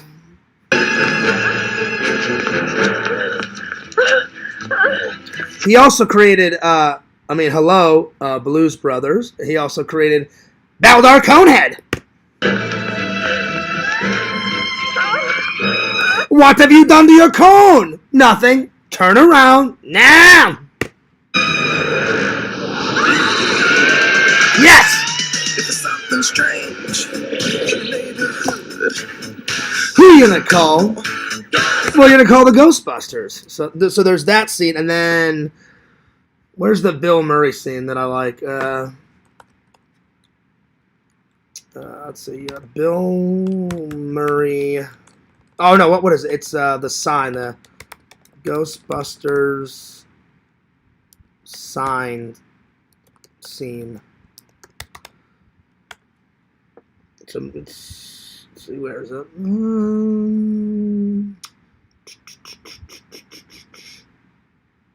It's either when Winston is applying for the job or they're. Oh no! I'm sorry, it's not that. There's another song where they get their first call, and there's a song in it, like what is it? I forgot the name of it. I think this is it.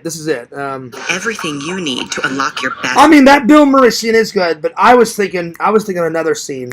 There's another part of the music in it, Tinder Immortal. I like this song too. This song's pretty good. Workout, like free fit. Hello, Ghostbusters. Yes, of course they're serious. You do? You have? No kidding. Well, yeah. Just give me the address. Oh no. They'll be very discreet. You do? You have? No kidding. Well, just, I've seen it a million times, so one of these days, I'm just going to get on camera, and I'm just going to recite the whole damn movie from start to finish, because I'm pretty sure I could do it. give me the address. Oh, no. Yes, of course. Oh. They'll be totally discreet. Thank you. We got one. Thank you. We got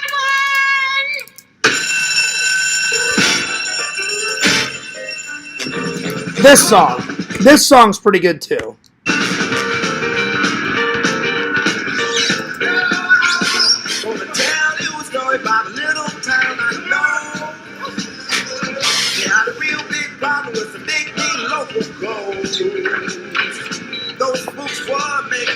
It's the first time you see the Ecto 1 too, and the reveal of the car is the big gray doors open. And you see a shot of the license plate. The blue lights turn on, and then they just powerhouse the car right through the fucking doorway, and they're off on an adventure. Classic scene.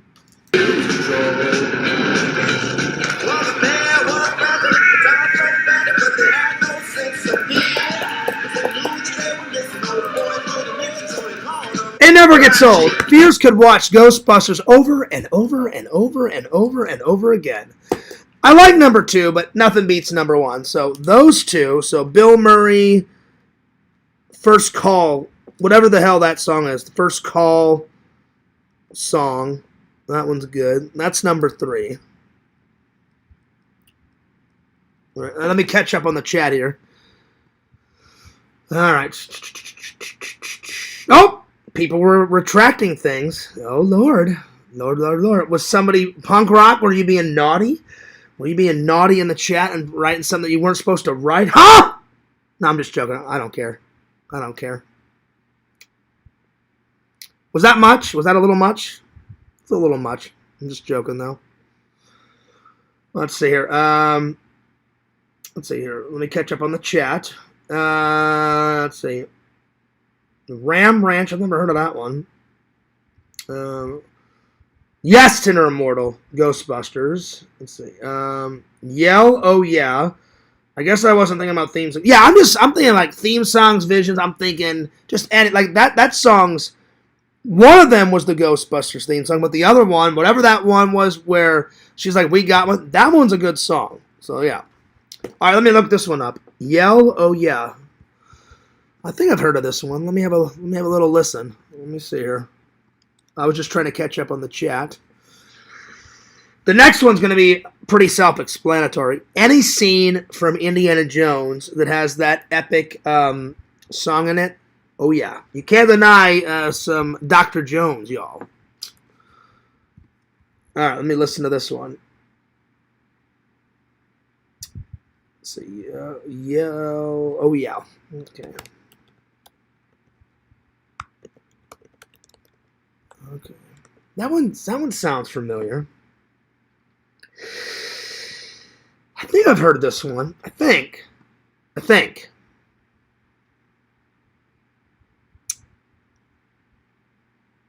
What? Oh, it's from that 80s movie. Oh, God. It's not War Games. It's fucking, oh, God. Ferris Bueller's Day Off. That's where it's from, Visions. That's right. I think that's where it's from. Where it's like, oh, yeah. Oh, yeah. Yeah, I've seen that one.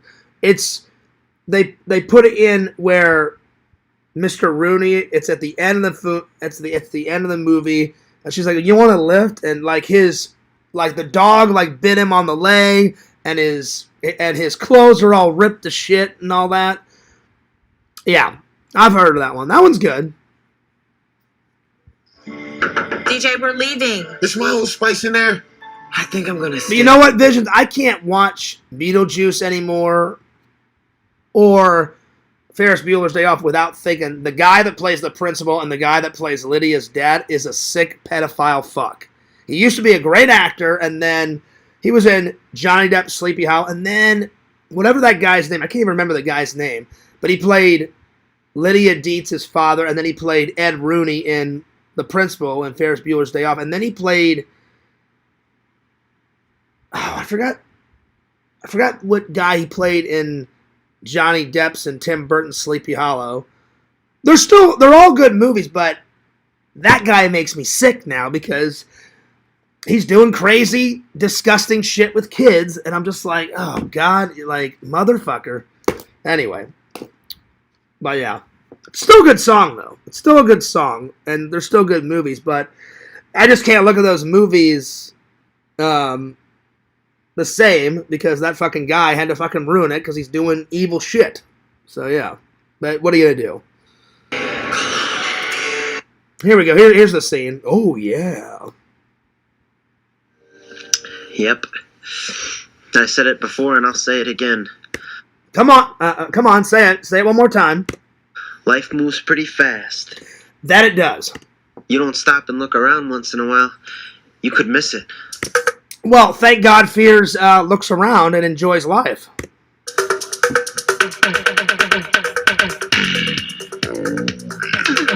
Oh, yeah.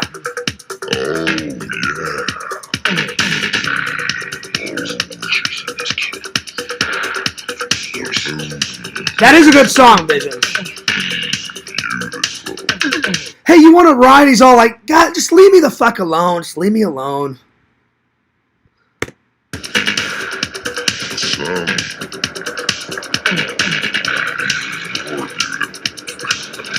Hey, Mr. Rooney. What's going on? Did you get in a fight? You want to lift?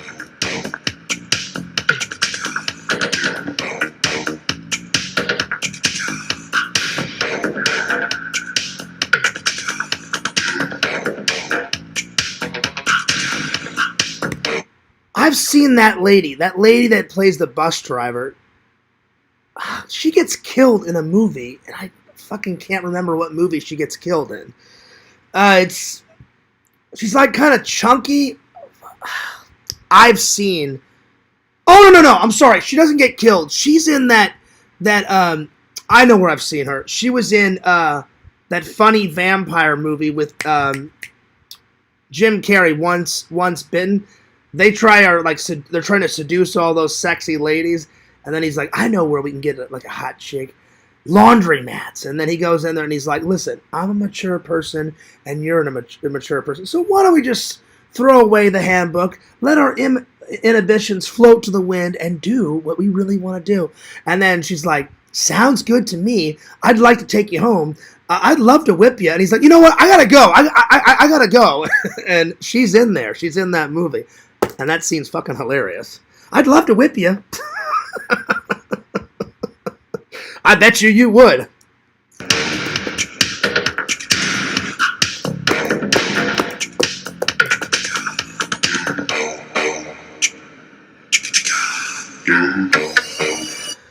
It's a good song. I don't know if it makes the list, Visions, but it's pretty good.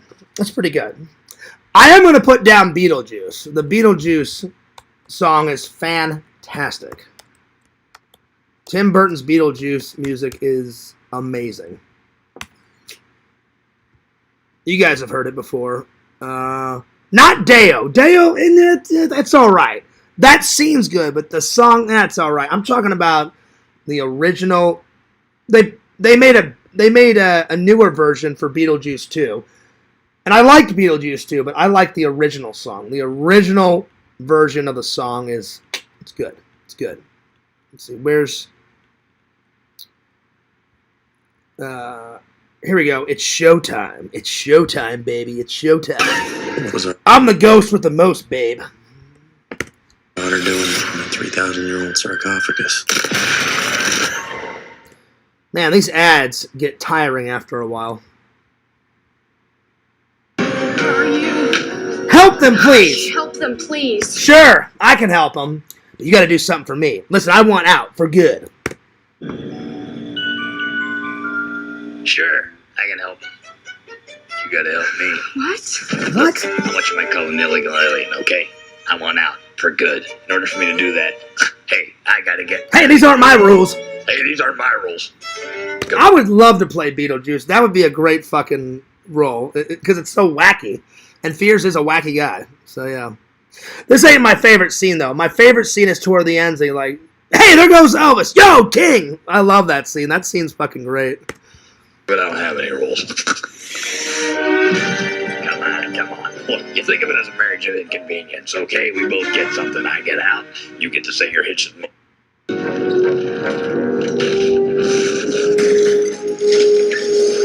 Attention, keyboard shoppers. Here it is. Here's the song. This scene's pretty good, too. Well, I'm back. I feel good. I feel real good. I feel real good about myself, you know what I mean? So, without further delay, welcome to Winter River. I'm going to put that one down. Beetlejuice. Beetlejuice. Beetlejuice.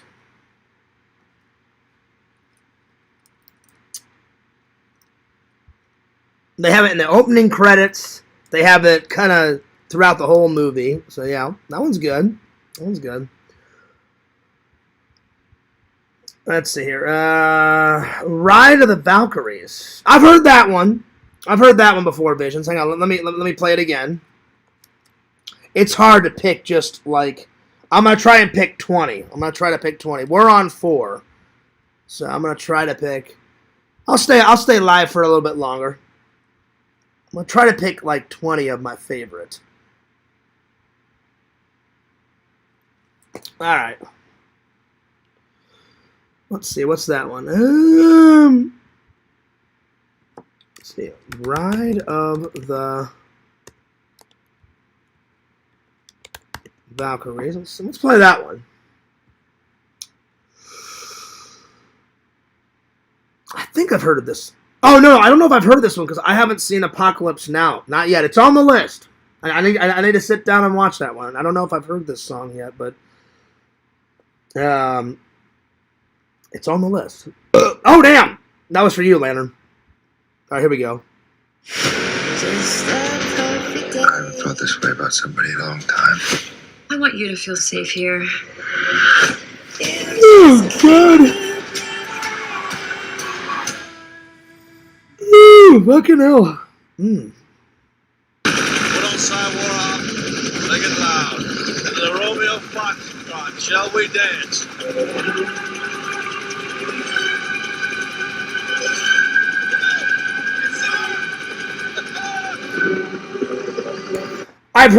I've listened to the song before, but I've never watched the movie.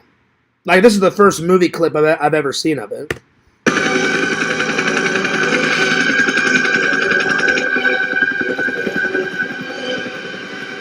It's a good song. It's got Lawrence Fishburne in it. Good actor, Morpheus. Now we're talking.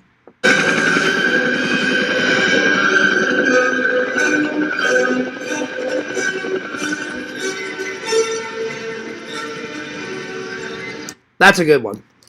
Well, since you like that one, Visions, I'll put that one down. I do like that song. I've just never seen the movie, but I shall put it down because it is a good tune. I do like that tune. That tune is very good. Oh, yeah. And you are the music master besides you and Yakvo. You probably listen to almost every song alive, buddy. Well, between you and your brother, you guys love that music. Oh, yeah. Again, I like certain kinds of music. Let's see. Romeo and Juliet, Dances of the Nights. Oh, there we are. There we are. Romeo and Juliet. Oh, I love you. I love you so much. I'll die for you. If he would have just waited a few more minutes, you could have had the love of your life. But he's an idiot, and he fucking drinks poison. What the hell is that shit? Oh, I love you. Oh, let's kill ourselves. Where in the logic is that? Oh, I love you. Well, here, give me a second. Let me drink some poison. Sip, sip, sip, sip, sip. Oh, I love you too. You're the best. Let me sip some more. Fucking retarded. But it was a different type of love. You know? Like, you wouldn't see Fears. Oh, Kindly Myers, I love you. You know what Fears would be? Instead of drinking poison, hey, Kindly Myers, let me bend you over this bedpost. Let's get a rockin'. Let's get a shockin'. That's what Fears would say. But anyway. Let me bang those bedposts. There we are. Oh, yeah. I get it. It's a classic story. I get it. You know, he loved her so much. She loved him so much. I get it. I get it. You wouldn't see me drinking poison, though. I'd be like, damn you Capulets. Damn you fucking Montagues. You sons of bitches. Let's just all get along, y'all. Let's all get along. I get it, though. I get it. Let's see. Dances. There it is. Dances of Nights. I think I've heard this one before, too. Here we go. Dances of Nights. Romeo. Vision's pulling out the classics. Hell yeah, buddy. Hell yeah. Here we go. Let's listen to this. It's Sparse Browser Jim with Phobra by L'Oreal Paris. Oh, man. The day has come. Buy Avatar Fire and Dash now only on Digital. Come on! Go deeper into the Na'vi world with exclusive bonus. I haven't seen the second Avatar yet. The first one was good. I enjoyed James Cameron's the first one. It was alright.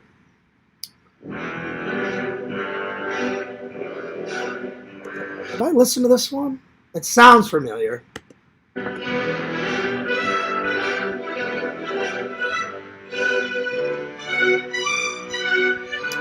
I've seen Romeo and Juliet. I think I remember this one.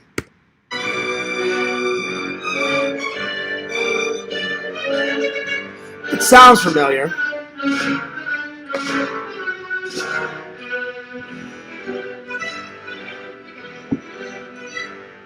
It's pretty good.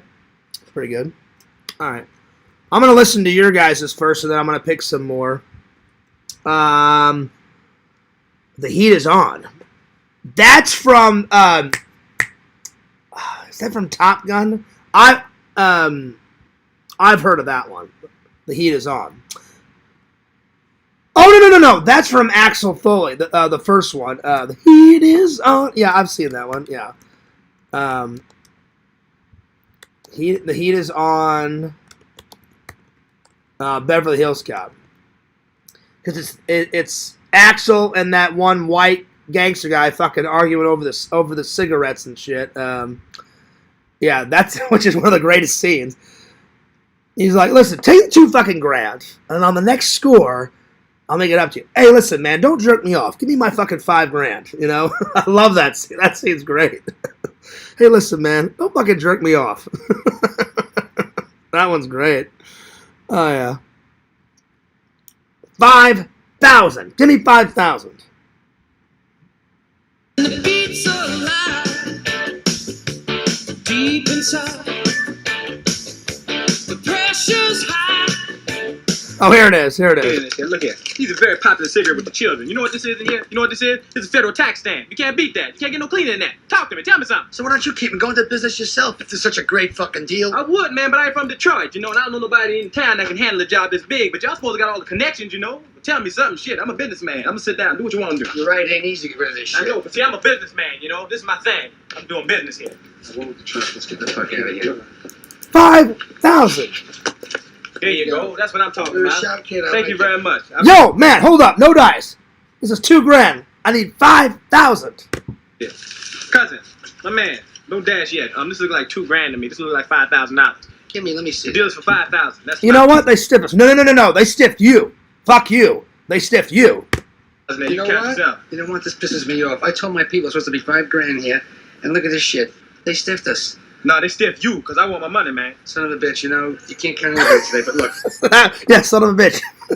Tell you what, let's not fucking hassle about it now. Take the $2,000, and on the next score, I promise I'll make it up. I don't know who this actor is, but this guy is, like, hilarious. He's got, like, slicked hair. He's got a fucking leather jacket and shit. And he's, like, some gangster guy, like, out of Goodfellas. He's like, take the $2,000, and then he's got all these rings and shit. Like, on the next score, I'll make it up to you, man. He's like, hey, man, fuck you. Don't jerk me off. Give me my $5,000. Hey, look, man, don't jerk me off, all right, man? Jerk somebody else off. This is bullshit. I need $5,000, not $2,000 thing, man. Don't do this to me. Look, don't be unreasonable. You're not dealing with Johnny Bananas. Johnny Bananas. No, I know I deal with Johnny Bananas, but can I have my money? Can I say it slow for you? Look, $5,000. $5,000. Read my lips. $5,000 is what I need. This is bullshit here. I can't do nothing with that. You know, you want to be a fucking asshole. You could take the whole load and smoke them yourself in the park. I don't smoke like a strike. I smoke king size cake. I can't make a price for my He's like, fuck this, man. I'm out of here. And then that's when the song starts. Fuck this. Nice doing business with you, kid. Hey, buddy, what you doing here? Oh, officer, you know what just happened a few minutes ago? You ain't gonna believe this shit. Check this out. The truck, it just stopped, man. It just stopped. Oh, shit. Would you give me a jump? Hey, don't I know you from someplace? No, man, I'm from Buffalo. I'm from Buffalo. Both of you guys, break out some ID. Let's get the fuck out of here. Let's get the fuck out of here.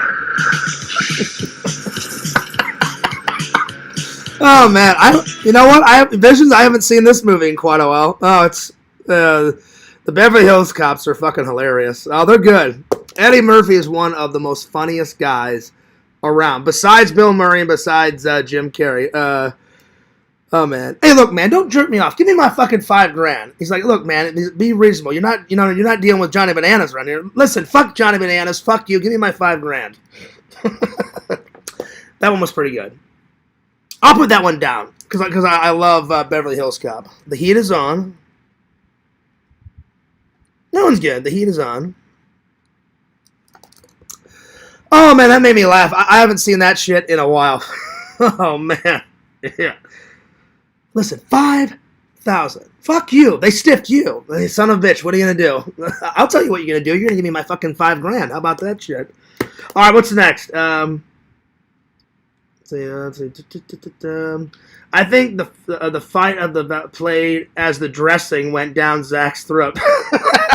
Yeah, that'll work. That'll definitely work. I knew that was going to make you laugh, Visions. Man, he had the whole ranch bottle. I mean, he had the whole Caesar bottle. And Punk Rock, I know you did it on purpose. You're like, I think there's a little bit left in the bottle, Zach. He takes the bottle, and he's all like, going like that as he's chugging it down. I was in stitches. I was on the floor fucking rolling. I was dying of laughter. Like, show the bottle. And he goes like that. And then Punk Rock, I know you did it, like, just to throw him a little bit. I think there's a little bit left in that bottle. And he's all like, all doing that shit. And I was fucking rolling. I was dying. It was fucking great. He did do a good job. Though. But that made me laugh. Let's see. Oh, the sax band from the Lost Boys. Oh, yeah. Yo, what's up, Bukaki? We're almost at the end. We're doing best songs in movies. I'm picking a few theme songs. They don't have to all be theme songs, but Visions and Punk Rock, they're the music masters. So is Yak. So it can be just a song from a movie or a theme song. So far, Bukaki. I know you're not a big Jaws guy. I am, though. Your brother is. We got Jaws.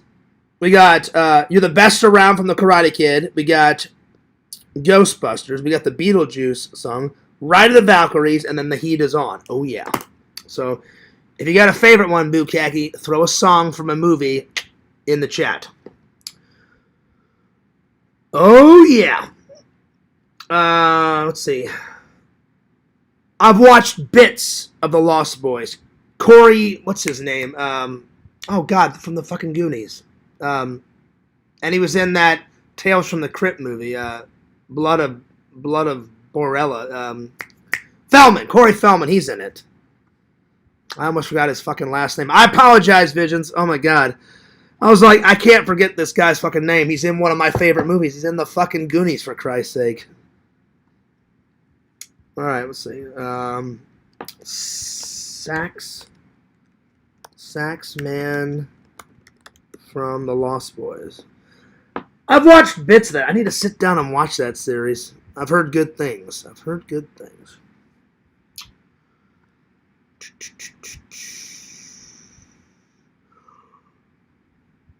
Oh, shit. A lot of vampires in it. Oh, yeah. All right, let's listen to this.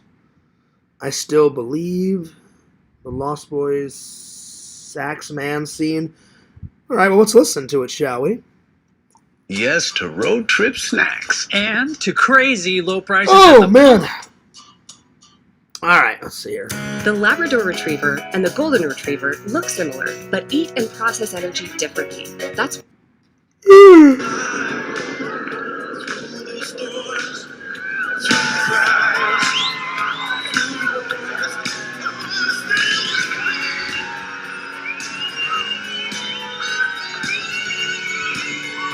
Man, that guy's going nuts on that saxophone. Good Lord.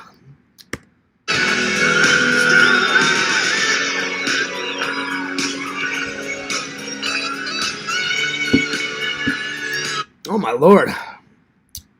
He does like that jazz, man.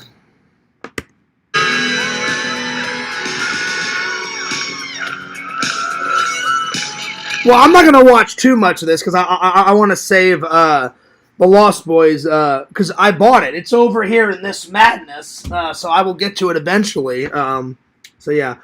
That one's all right. That one's pretty good. I can't wait to watch the movie. All right, let's see. Let's see here. Yo. Oh, yeah. Killer Clowns, Tindermore. That's got to go on there. Killer Clowns from Outer Space. Holy shit. Popcorn, why popcorn? Because they're clowns, you bitch. That one's great. Gotta put that down. I'm glad you're still watching Tinder Immortal. Thanks for hanging in there. Let's see. Yeah, I'll put that one down because that's one of my favorite cheesy. They attempted to make it scary, and it's not scary at all. It's absolutely hilarious. So, yeah. So, Killer Clowns. That one's good. And then the next one, gotta put that song from Pee-wee's Big Adventure. That one's great. There's two songs I like in it. The Breakfast Making Machine song, and then the one where he's riding his bike on the Universal lot or whatever the hell it is. And that guy tries to grab it, and he's slapping his hand, and he pulls out the fucking bike handle, and then he switches it, and there's rocket boosters out the fucking back of his bike and all that other shit. That one's one of the greatest scenes ever.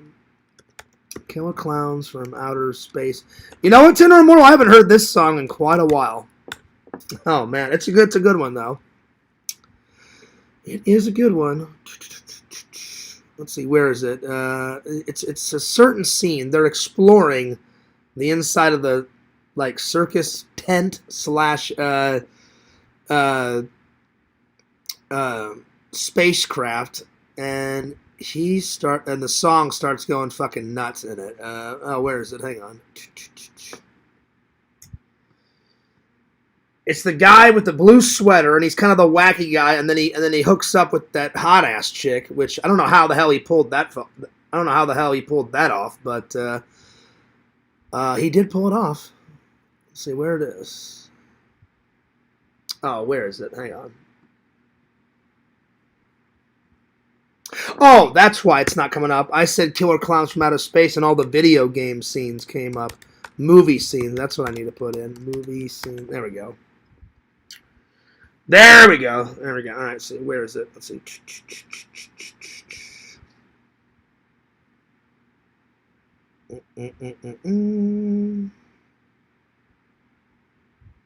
Let's see here.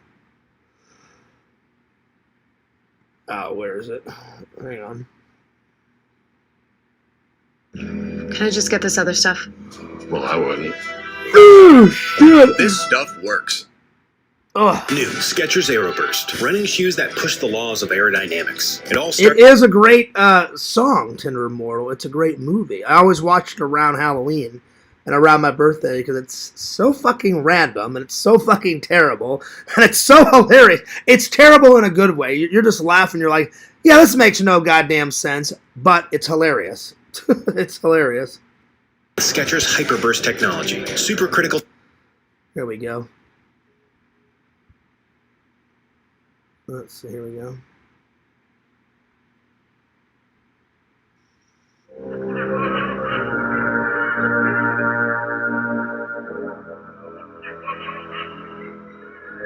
Oh, there, it's in this scene. Here we go. What's going? Let's see here. You can stay here. Alone?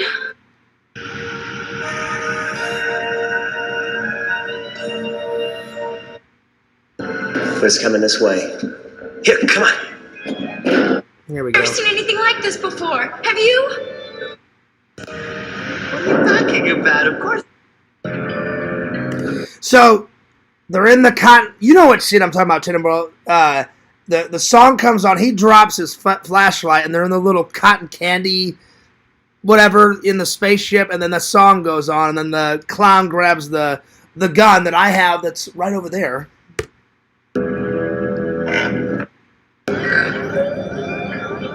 Joe Lombardo.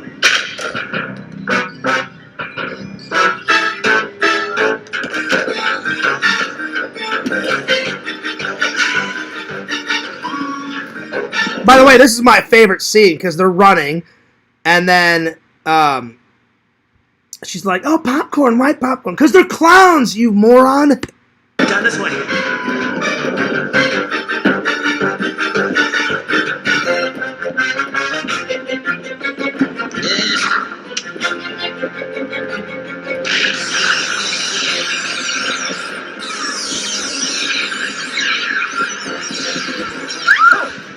Are you okay? I think so. Come on. Popcorn, why? Popcorn! Because the clowns, that's why. I would have looked at him and like, well, what do you think? No shit, you know. That one's going on the list, Tinder. That one's good. That one's good. Killer Clowns. Oh yeah. Number 8, I'm gonna pick one. We got to get out of the way. It's one of the greatest theme songs ever. We got to do some Indiana Jones, Raiders of the Lost Ark, y'all. Oh yeah. I like them all. They all have the greatest charms. My favorite though is Temple of Doom. Temple of Doom. You want the stones? Let her go. Drop them, Dr. Jones. They'll be found. You won't. Fat chance of that. Guess what? You get eaten by some alligators? Hell yeah. Oh yeah. Indiana Jones. And it has a great ending too. Indiana Jones and the Temple of Doom. But the theme song. But I'm going to find one of my favorite scenes from Temple of Doom. The ending's pretty good. The ending's pretty good. And it has the song in it. It has the song in it. It's very iconic, my friends. It's very iconic.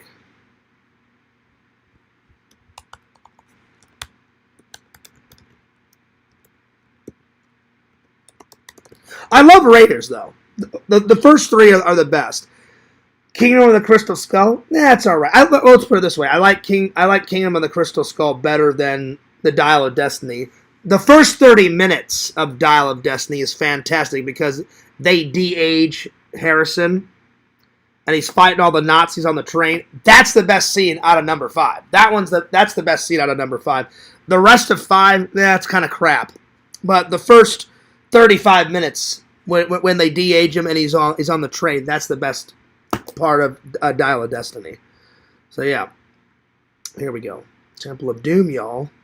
It's a long way to Delhi. Sorry, Dr. Jones. No more adventures. Sweetheart, after all the adventures we've been together, I'm going back to Missouri, y'all. It all. New Serum Le Duo by L'Oreal Paris. 2 serums in one. Oh, yeah. Here we go. Now, you can... After all the fun we've had together. If you think I'm going to Delhi with you or any place else after all the trouble you've gotten me into, think again, Buster. I'm going home to Missouri where they never feed you snakes. Missouri! It got a cameo. Hell yeah. Oh yeah. I'm very proud. I'm glad Steven Spielberg put that in. Ripping your heart out, lowering you in the hot pits. This is not my idea of a swell time. She's kind of over dramatizing it. Hey, sir, I need a guide to Delhi. If you could...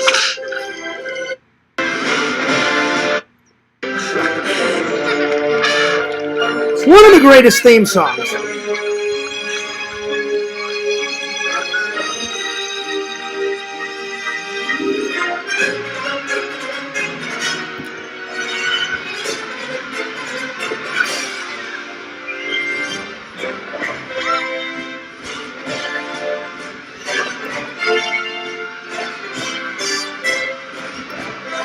Oh yeah, so Indiana Jones.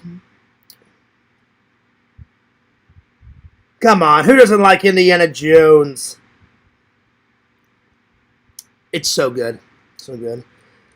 Indiana Jones. Well, if we're doing Spielberg movies, then you guys know there's 2 songs out of, and I gotta put them both, 2 songs out of Empire Strikes Back.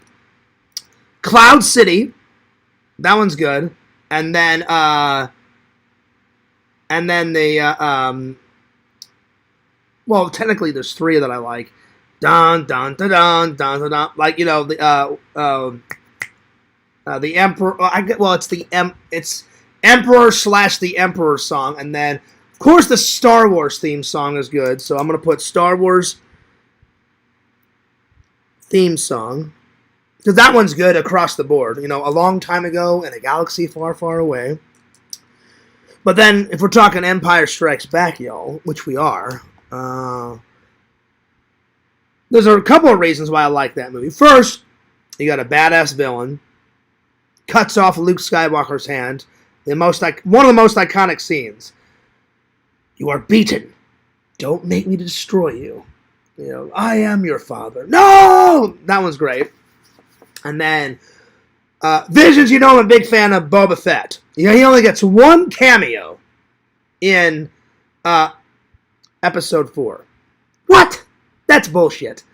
He gets a lot of cameos in, hell, he even got a cameo in the Holiday Special, which is crap garbage, but at least he's in there. He has the most cameos in Empire Strikes Back, so that's another reason why I love it. What if he doesn't survive? He means a lot to me. The Empire will compensate you. Will they? Will they actually? Well, get off your ass and fucking compensate me, you son of a bitch. You know? But he supposedly dies in Return of the Jedi. I think not. Not if you watch the book of Boba Fett. So there we are. All right, Empire Strikes Back. So, Empire. Well, why can't Fears type? Empire Strikes. The next one, you're going to have to help me out, Visions. There's a song in, is it in Evil Dead 2 or in Army of Darkness? There's a fucking song I love in there. It's one of the most iconic songs out of the Ash movies. It's in Evil Dead 2 or Army of Darkness, because those are the only 2 I've watched. I can't wait to order. Vic found it. Vic, I'm so sorry. I need to When I get back from my trip, I'm gonna either somebody send me Evil Dead in fan mail or I'll buy it. I need to sit down and watch the original. I cannot think of that fucking song. I'll figure it out. Empire Strikes Back, Cloud City scene, and it's got the song in it. Here it is. This song, hang on. Let's see here.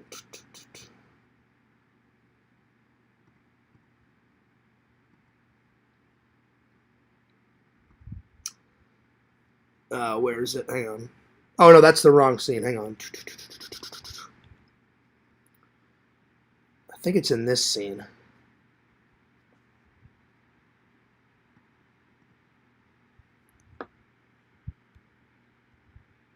Hey, boy. Level up your connection with it. I think it's in this one. So you see, since we're a small operation, we don't fall into the jurisdiction of the Empire. So you're part of the mining guild then? No, not actually. That little tune, that little da na na na na na na na na. You can barely hear it because it's here. Let me turn it up a little bit, but it's just a nice little tune in Cloud City. That's one of my favorite songs out of, and then the Emperor song. So you'll hear it. So you see, since we're a small operation, we don't fall into the jurisdiction of the Empire. So you're part of the mining guild then? No, not actually. Our operation is small enough not to be noticed, which is advantageous for everybody since our customers are anxious to avoid attracting attention to themselves. It's just a good song. So Cloud City, that one's good. Cloud City song. I love that song. Cloud City, and then the what is it? It's right after he talks to the Emperor. I think it's like the Empire March song. That one's good too. So you got Star Wars, Cloud City scene song, and then it's either right before he talks to the Emperor or right after. I'll have to figure it out. Empire Strikes Back, Emperor scene. I think it's that scene. It's right before it or right after. You guys know what song I'm talking about. Hang on. Let me find it, y'all. Let me find it. Oh, here it is. I think it's in this scene. Oh yeah. It's I love this song. Hang on. You'll hear it. Hang on. That Lord Vader was the last time they appeared in any of our scopes. Considering the amount of damage we've sustained, they must have been destroyed. No, Captain. They're alive. I want every ship available. Just that that scene. So I think it's called the Emperor or the Empire March. I think that's what it's called. Empire March. So that one's good. Oh yeah. Had to get some Star Wars in there, y'all. And now Visions. I'm gonna go the horror movie way. Got to put down the Halloween song, but since we both are friends and we both like Jason, I'm talking a little bit of Friday the 13th Part 2 and 3. The songs in there are spectacular, so we're gonna listen to that in just a second. This is one of my favorite scenes out of Empire. There is a great disturbance in the Force. I have felt it. We have a new enemy, the young rebel who destroyed the Death Star. I have no doubt that this boy is the offspring of Anakin Skywalker. How is this possible? Search your feelings, Lord Vader. You know it to be true. He could destroy us. Oh yeah, direct quote. Oh yeah. Sweep the asteroid field until they are found. Yes, Admiral, what is it? My lord, the Empire, the Emperor asks you to make contact, or some shit.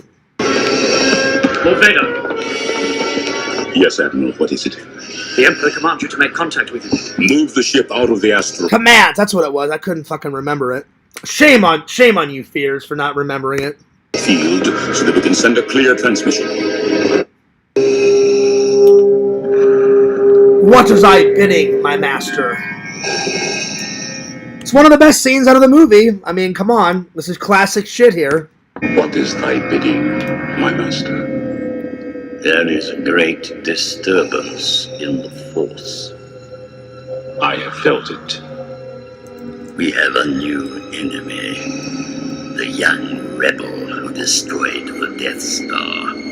I have no doubt this boy is the offspring of Anakin Skywalker.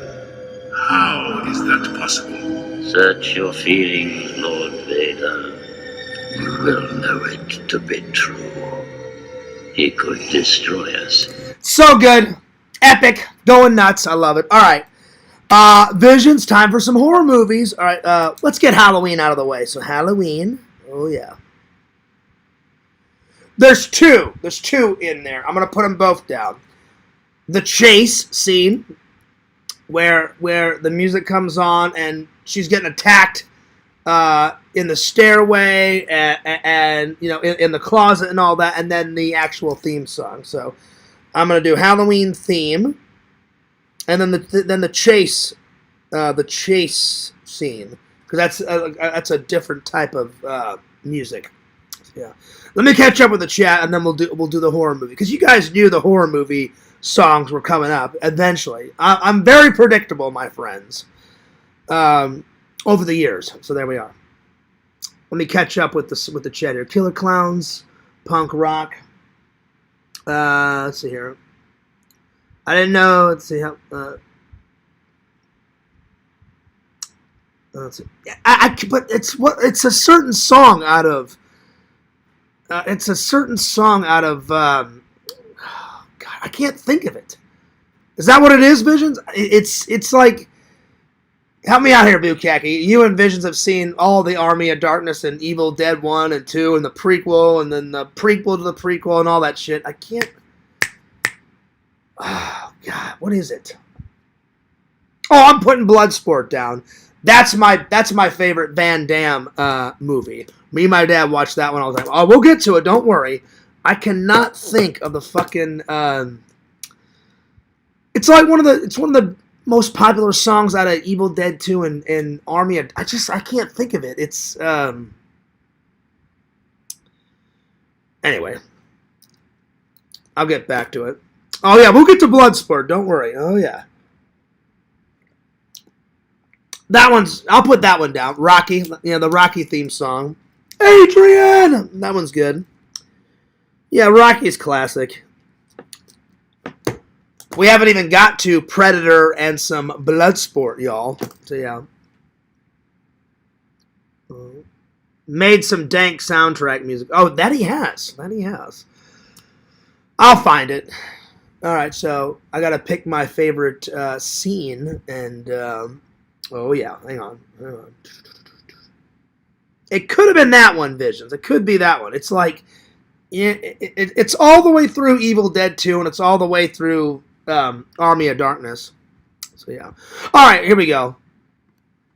Pick my favorite Halloween scene. Halloween.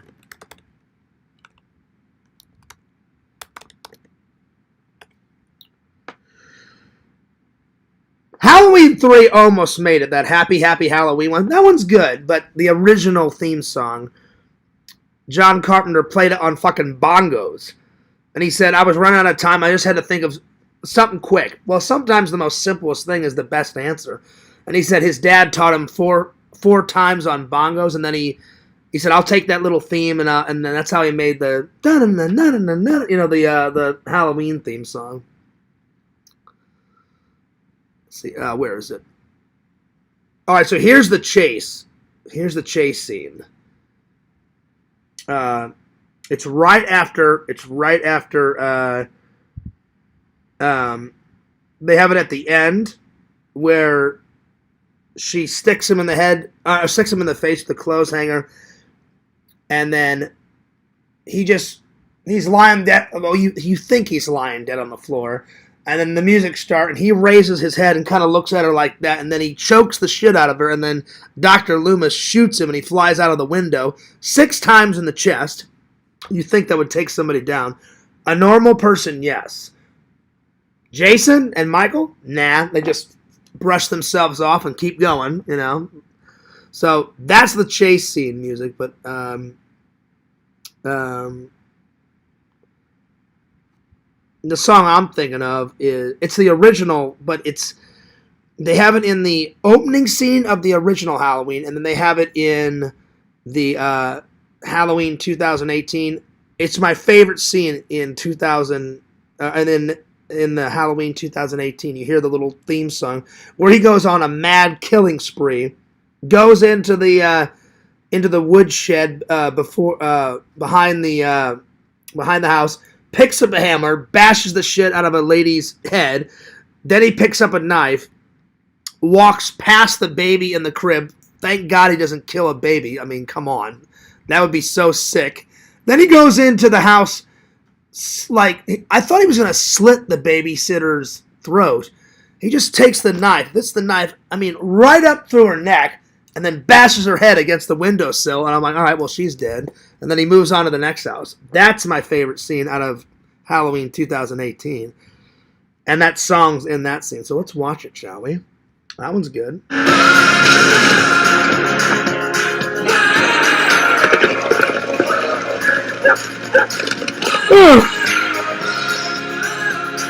I thought I'd go a little bit longer for you guys. We're almost to 20. Halloween is 12. Rocky is 13. Rocky is 13.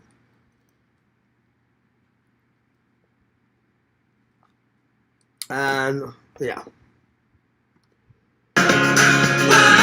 Kia, movement that inspires. Oh yeah, here it is.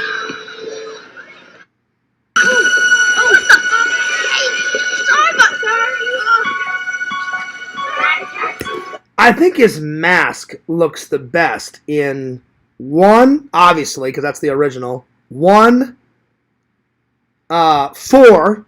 I like his mask. They slightly alter it for each film. His mask, in my opinion, looks the best in 1, 4, 7, and 2018 in the Halloween, the one that I'm watching right now. Those are my faves. Even though it looks the same, they slightly alter the white, his hair. So yeah. So he walks into the garage, grabs the hammer, bashes the shit out of the old lady's head. There's nothing left of her. I'm like, all right, well, yeah, you had no chance. You're dead. Picks up the knife, goes right into the other, goes out the door, goes in the back door of the babysitter's house, like the long kitchen knife that I have over there, right up through her throat. I'm like, all right, yeah, well, she's dead. She had no chance.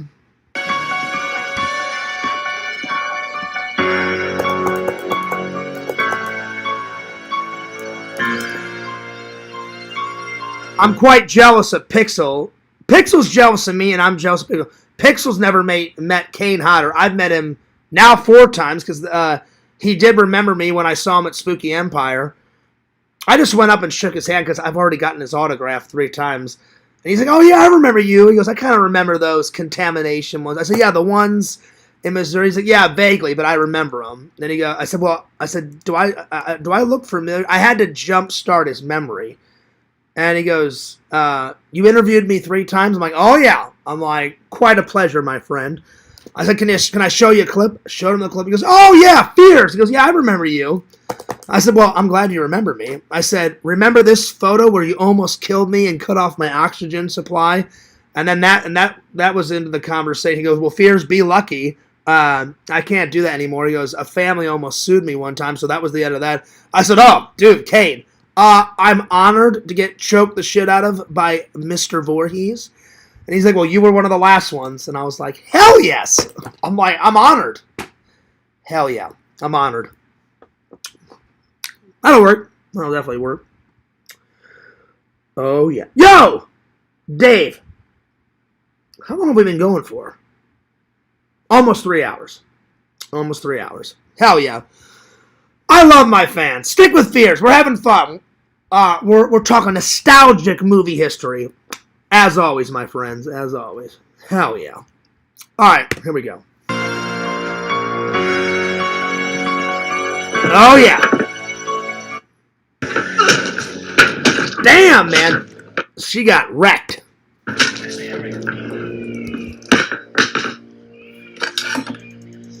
He's like a shark. He kills her, drops the fucking hammer. He's like, oh yeah, that kitchen knife, yeah, that'll work. Right over to the lady in the next door, the babysitter, just demolishes her.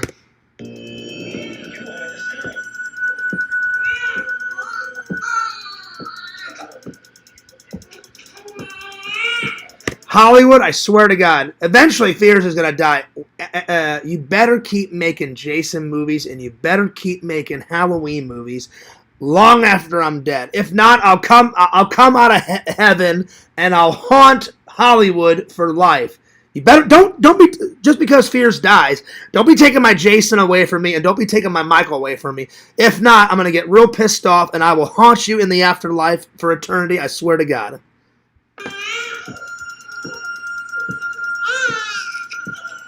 So he passes the baby, and then goes right next door and kills she's like 18, like kills the babysitter lady in the next one.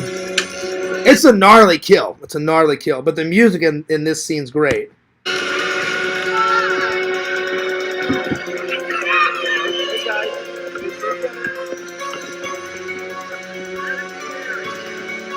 And if you look way in the background of this scene, it's a little cameo. All the kids, not all the kids, but some of the kids in the background are wearing some of the Halloween 3 masks from 3. So that's a nice little cameo from 3.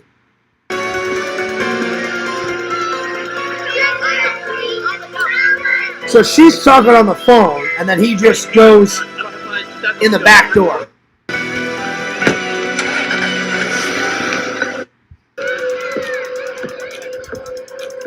Oh, here we go.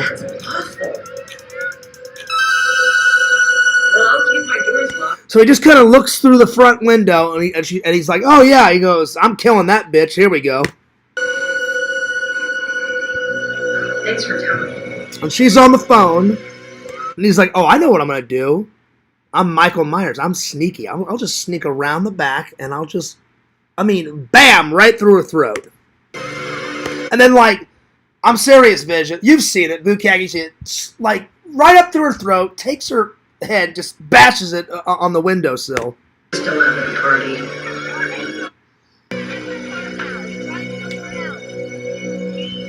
Oh, yeah, here we go. She gets back on the phone. Oh, yeah, here we go. Right behind her. Here we go, right here. Bam! Damn, y'all. And then he just, like, kindly just drops her, and they just exit stage right over there. One of the best scenes. Alright. So, we did that. Alright. Tender Mortal did Rocky. Tender Mortal, I'm going to go classic. I like all the Rockies. I like all the Creeds, but we got to go classic where, he breaks the egg in the glass. He gets woken up by his alarm. He stretches, gets ready. Mick, him and Mick fight, and then bam, he's doing his training, and he climbs up the stairs, and he's like, "Yeah, I made it, up the stairs and stuff." That's the best scene. Excuse me. Yeah, here we go. The training montage. Oh yeah, here we go. Bump, bump, bump, bump, bump, bump. Nice selection. I haven't felt this way about somebody at all. Lantern, you got to get rid of all these ads, y'all. Lantern, kill all the ads on YouTube. Seriously. I don't mind making money off of YouTube, but when you're trying to do a show, and it's ads Zach's going nuts on the ads, and he said tonight's show, he's going to put it on extreme ads, so get ready to watch an ad and click through the ads every 5 to 10 minutes, because last night, it was like every 20 minutes. I'd go off to use the restroom and then fold some more clothes and do some more laundry. I'd come back, another ad. I'm like, oh my God, I'm like, another fucking ad. I want you to feel safe here.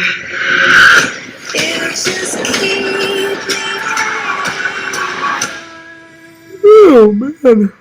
That's a new movie. The Housemaid. I've never heard of that. That looks cool.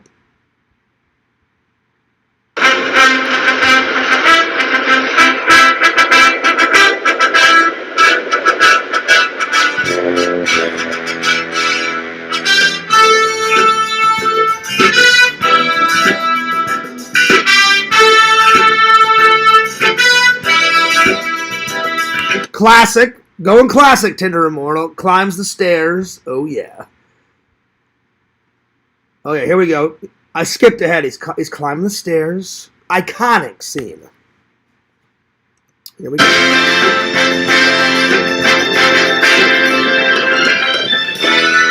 Adrian!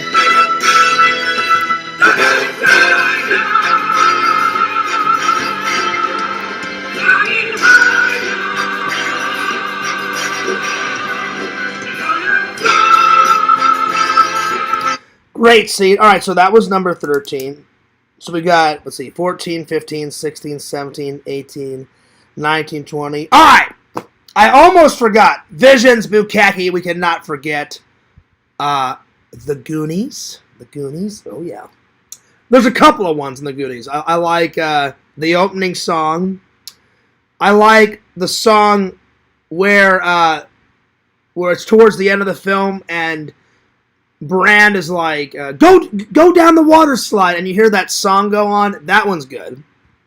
That one's good. So, Goonies. Opening scene. And it's that chase song, the Fratellis get away song, whatever that fucking song's called. First you gotta do the truffle shuffle. Come on! Do it! Come on! Do it!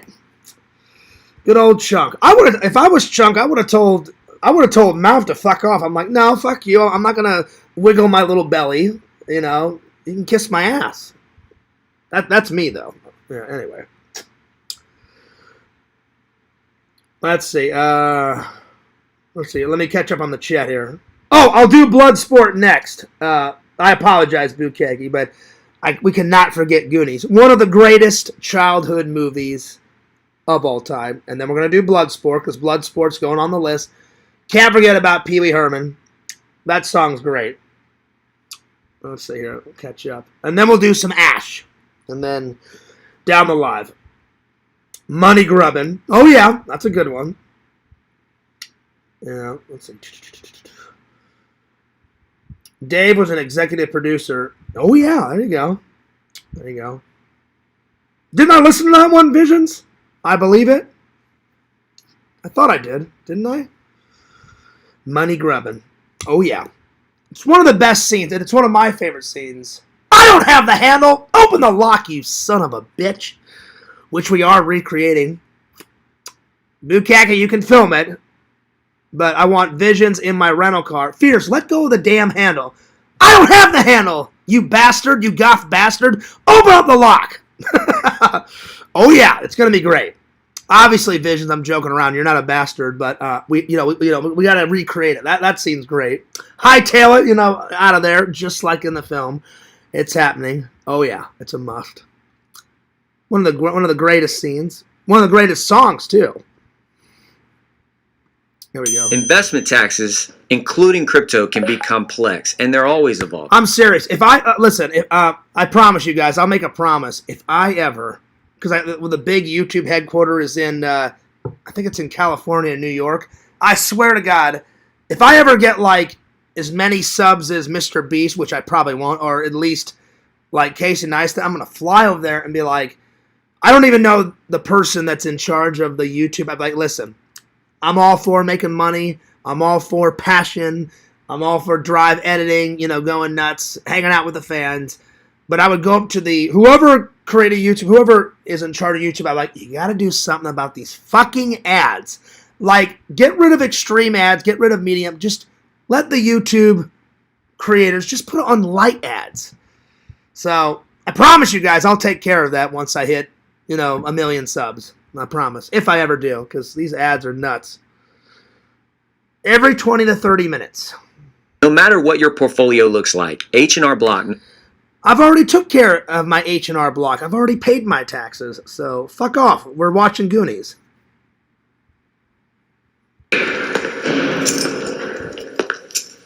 There we go. Mama Fratelli's like, come on! And then he like loads his gun and all that. Oh yeah.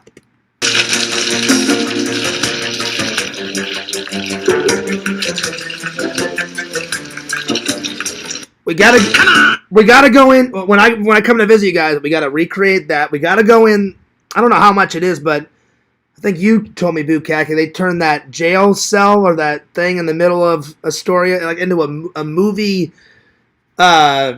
museum or whatever. So we gotta go in there. I don't care how much it is. I'll pay for your guys' ticket. We gotta go in there. We gotta go in there.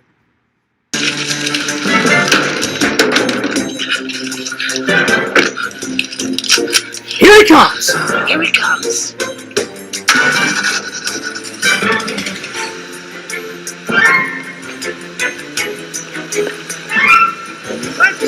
The lock. Let go of the damn... I don't have the handle! The lock, let go of the handle. I don't have the handle. Open the lock. Chain up! Come on, open it up! And Indiana Jones hat made a cameo because it was Steven Spielberg Presents, directed by Chris Columbus. So they had the Fratelli guy wear the hat.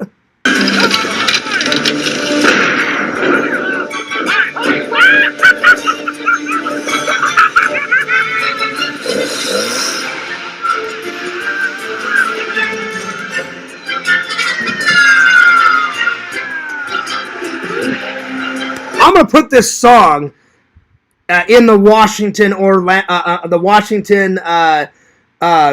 You guys are from Washington, and you're what 40 minutes away from Astoria. So I'm gonna put this song in the Washington, Oregon vlog whenever Fears goes one day.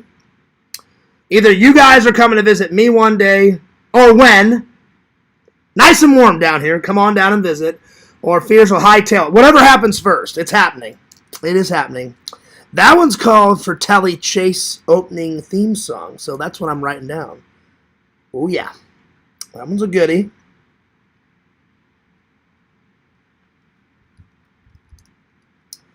I'm going to write, Pixel, you bastard, listen to this song. No, I'm just joking. I won't do that. I'm just playing around, Pixel. Fratelli Chase song. That's a good one. All right. Blood Sports next. Here we go. Bukaki, you've waited long enough. Blood Sport.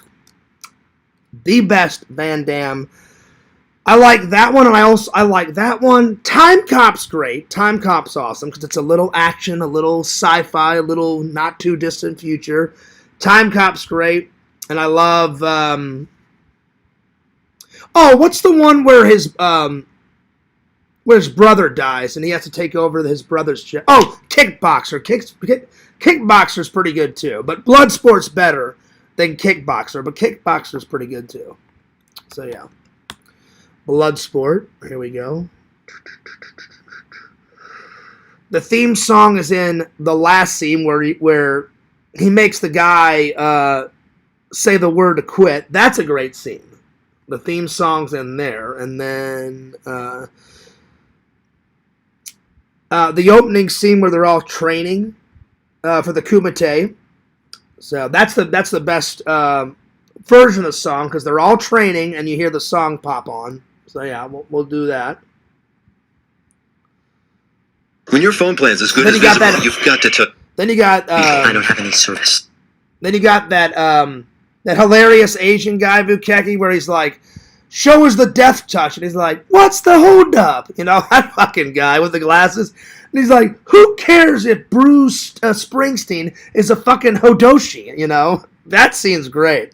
And he's all doing that, like propping his shoulders up and shit. It's hilarious.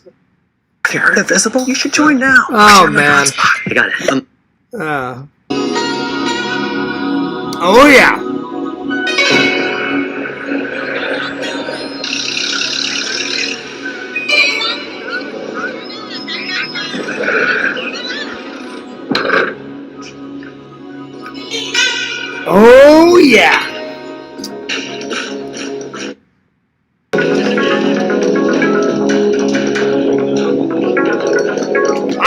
rewatch this. I haven't seen this in a while either.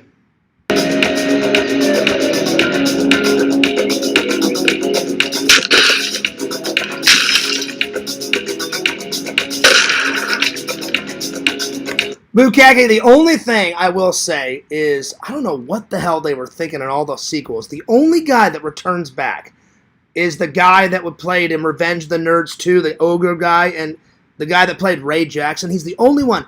They should have brought, they made Bloodsport 1, 2, 3. I think they made, there's 5 of them, I think. And Van Damme only did the first one. He should have been in all the sequels. You can't do Bloodsport without Van Damme and the Ray Jackson character. Fuck all the sequels. The first one's great. And I like the second one a little bit. But 3, 4, and 5, they all suck. In my opinion. 1 and 2. 1 and 2. But if I only had to pick one, number 1 for sure. For sure. Oh yeah.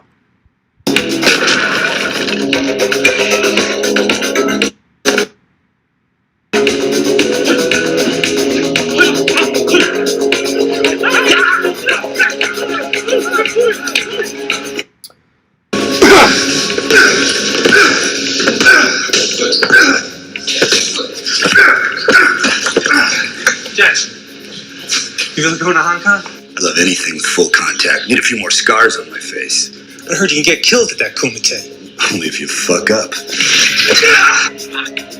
I think he did this movie before he did Revenge of the Nerds 2. It's a good song, though. Bloodsport, for sure. Oh, yeah.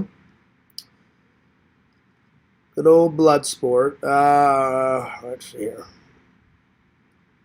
Let's just get another easy one out of the way. Predator. The opening scene. Predator. Oh, yeah. We can all the guys in the community, Visions, me, Bukaki, Vic, Punk Rock, we all like some Predator. Oh yeah, because you think it's just gonna be, oh yeah, whatever, another Arnold Schwarzenegger blow me up action film, and then all of a sudden you see an alien pop in, and you're like, what the shit did I just see? So yeah, Predator opening theme song or opening scene, because you see them.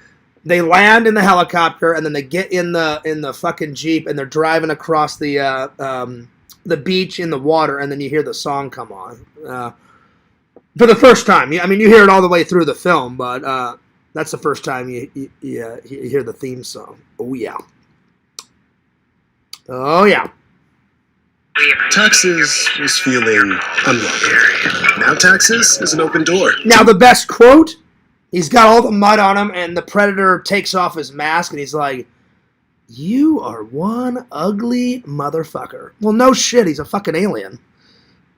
You know what I mean? TurboTax stores. Meet our experts. They do your taxes, so you can walk out with confidence. Intuit TurboTax. Don't wait. File by 4/15. Oh, yeah. Here we go.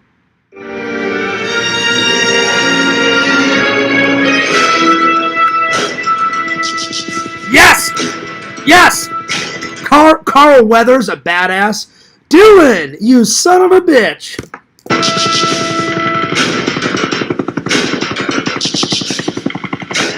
One of my dad's favorites. It wasn't his favorite, but it was one of his favorites.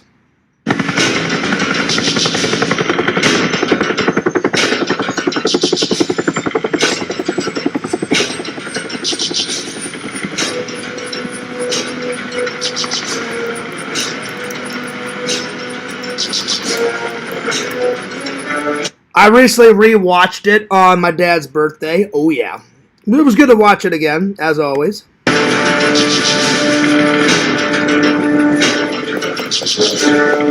It sets the tone. It sets the tone. The helicopter lands, the sliding door on the helicopter flies open. They all like get out their gear, get in the fucking Jeep, and then you hear it, and they drive across the beach, and it sets the tone, man.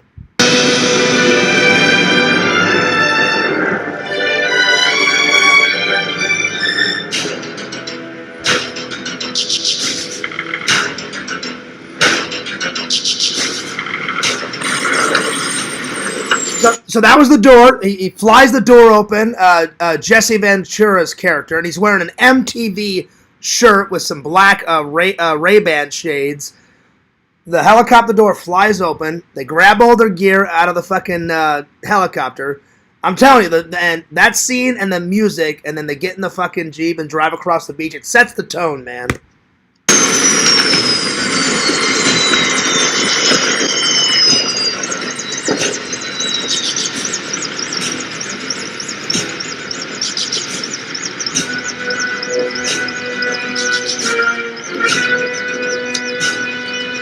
So good. So, the Predator song. Oh, yeah. We got some good ones on the list. So far we got Jaws, Karate Kid, You're the Best Around, Ghostbusters, Beetlejuice, the Valkyries one, The Heat is On, Killer Clowns, Indiana Jones, Star Wars, Cloud City from Empire, The Empire March from Empire, the chase scene music for Halloween, the Halloween theme, Rocky, the Fratelli's chase scene, Bloodsport, and then Predator. We only need, let's see, we need 4 more. 4 good ones, and then I'm going to end the live. Because, one, I'm getting hungry, and I need to finish packing, and I need to eat breakfast because I'm hungry, and then I need to get a little shut-eye. There we are. All right, what's another good one? Let's see. Oh, they do! They do suck, Bukake. I don't mind. I don't mind making money off of YouTube, but I'm telling you, sometimes the ads are too fucking much. So yeah. Anyway, let's see. No, I was saying Zach is a money grubber. Oh, okay. I thought, for a minute, I thought you meant that was the name of a song. I was like, oh, yeah, but ads suck. Again, I don't mind making some money. I don't expect to make millions and millions. If I ever did, that would just be icing on top of the cake. If I ever had as much money as, like, Mr. Beast or fucking Casey Neistat, I would keep some to live comfortably, and then I would just use all that money and donate to a bunch of charities, and I would give back to the fans, and I would take some of that money and put it into epic vlogs and make more epic content and shit, you know? So, yeah. Vision says, you know what, Fears? Yes, we're coming for your Blu-ray collection. How dare you? You call yourself a friend? No, you can't be touching this. No way. No. You know what you need to be doing, Visions? You need to come and you need to add to the collection. That's right. All the fans, send me some Blu-rays off of this list. That's what you need to do. Because I would rather watch your guys' suggestions than the shit I find. Right here. This is what the fans need to be doing. I've made a list on the app. Oh, yeah. Now we're talking. Hang on. Here we go. Excuse me. Oh, wait. Hang on. That's the wrong list. Movies to watch. Bam! Right there. All these. And I need to add some more. All these. And these. You know? I've forgotten to add some to the list. But the most recent one I added was Stryker. I don't remember who told me about Stryker. I may have found Stryker by myself.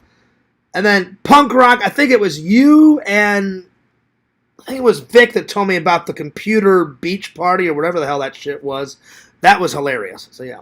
Come on, Visions. We're good buddies. You can't be touching the collection. Bukagi, you better tell your brother. You better keep him in line, y'all. No, I'm just joking. I know you won't steal. I'm just joking around.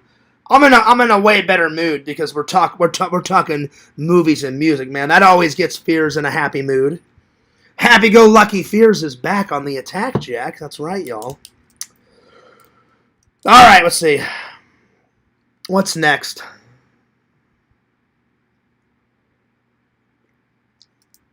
What's next?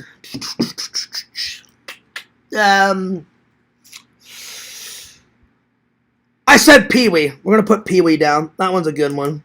Oh, yeah. But there's 2.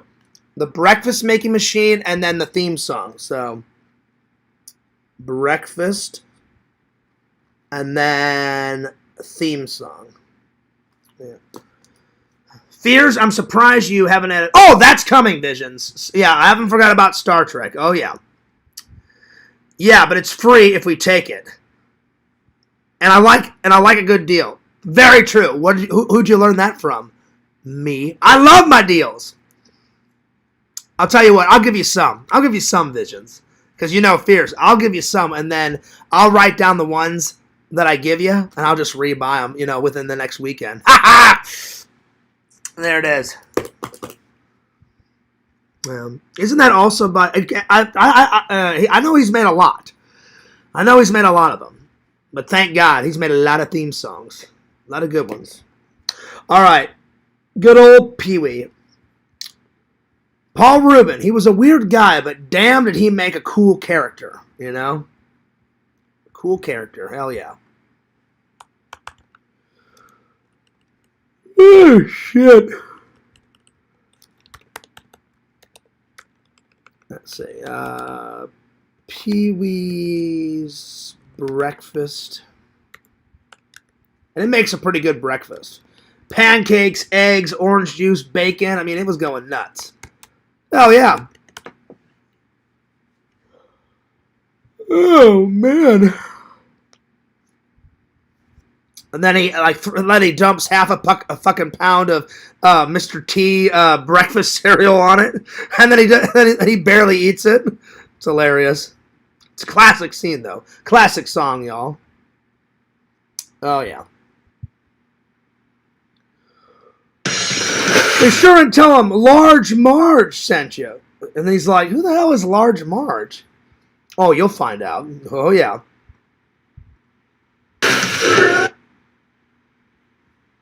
Oh my God, these ads suck.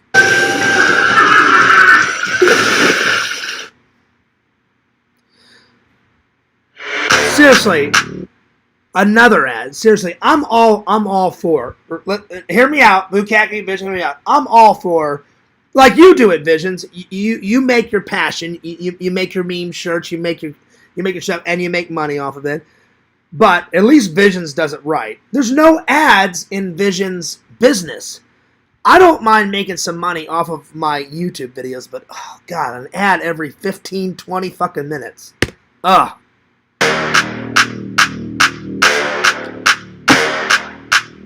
Ugh. Now I know why Lantern says, fuck you ads, fuck you ads, fuck you ads. I get it, Lantern, I get it. That's why Lantern, fuck you ads. I get it, Lantern. I get it, buddy.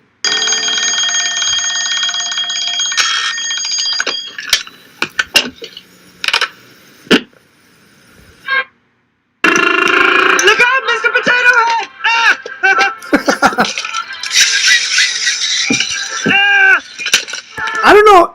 I hope nobody ever remakes Pee-wee, because I don't know if anyone could do as good a job as Paul Rubin did. I mean, that was his own little guy, his own little deal. How he created this crazy, wacky guy baffles me, but God bless him.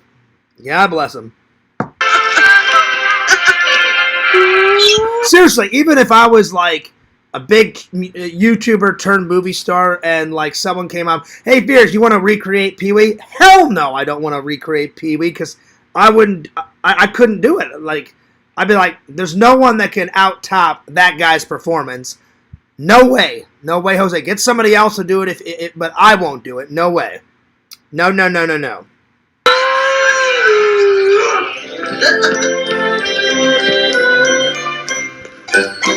Morning, Spud. Yeah, me too. Let's get some breakfast. Come on. Me too. Come on, let's get some breakfast. Come on.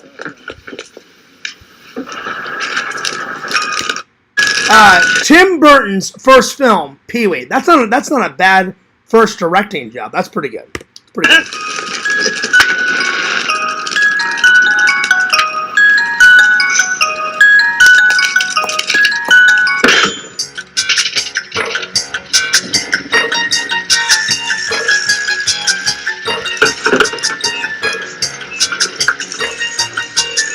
I bet you they had a ball behind the scenes, Visions, making all these props.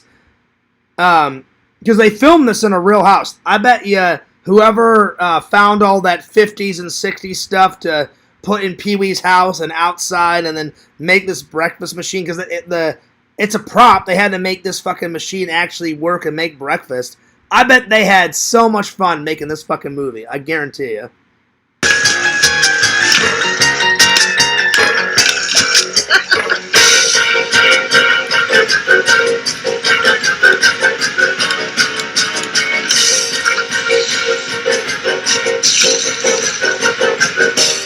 My favorite part of the breakfast machine, the whole thing's great, but when that little Cupid thing pours the pancake mix into the pan that Abe Lincoln of all people is holding, and he's like this, and he goes, bam, and throws the, Abe Lincoln's hand goes up, and the pancake it gets stuck to the top of the ceiling, and then it plops down, it falls off the fucking ceiling, and lands perfectly on a plate.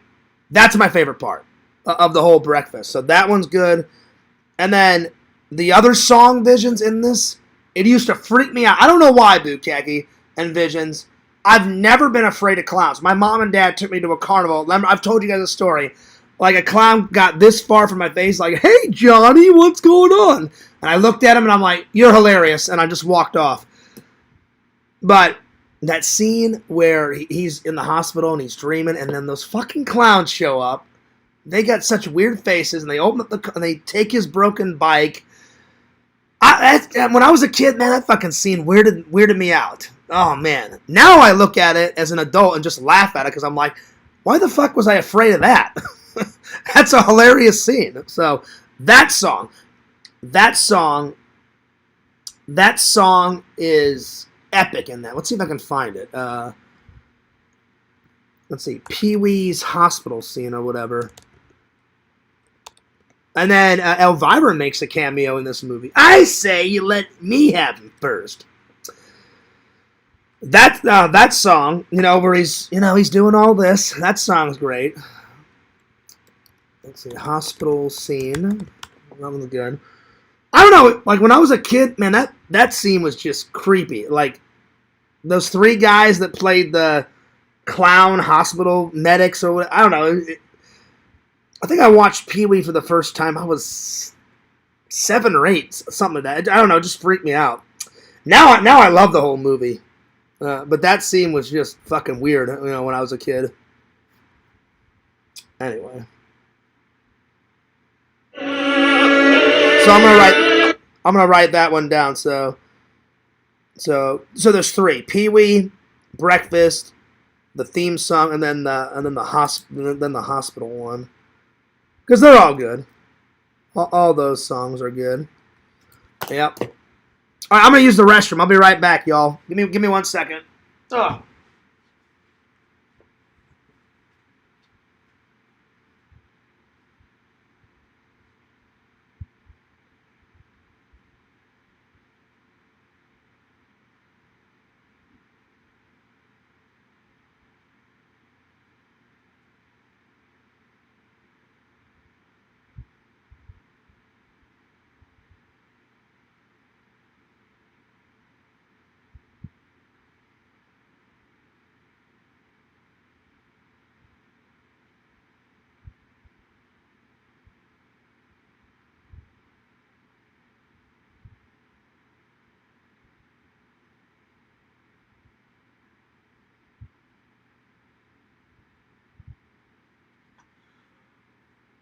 All right. Well, I'm going to end it soon, but we got a couple more songs to pick. But, man, it's been a fun stream.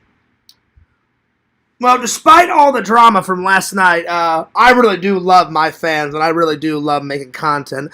I wish there was less drama and people over-dramatizing a situation and coming on, oh, I'm going to kill myself and all that crap. Nuts. It's insane. It gets annoying. It gets on my wick after a while.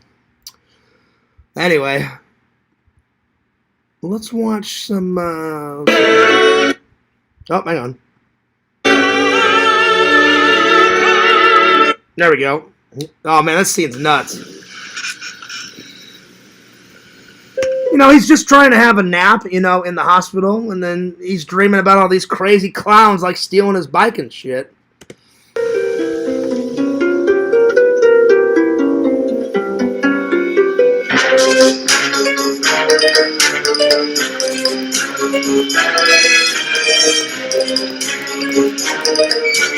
So as soon as like I remember it clear as day. I was like 7 or 8, and I remember they pop out of that wacky clown ambulance, and the minute I saw their faces, I was kind of like cringing. I was like, oh god, I don't know. It just freaked me out as a kid. Now I think it's hilarious.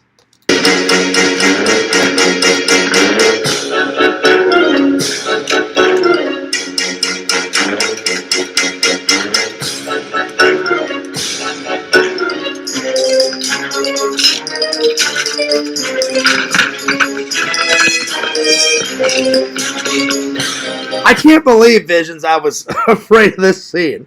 I don't know. You know, when you're a kid, you get afraid easily, but it's such a wacky scene now. I'm like laughing over it.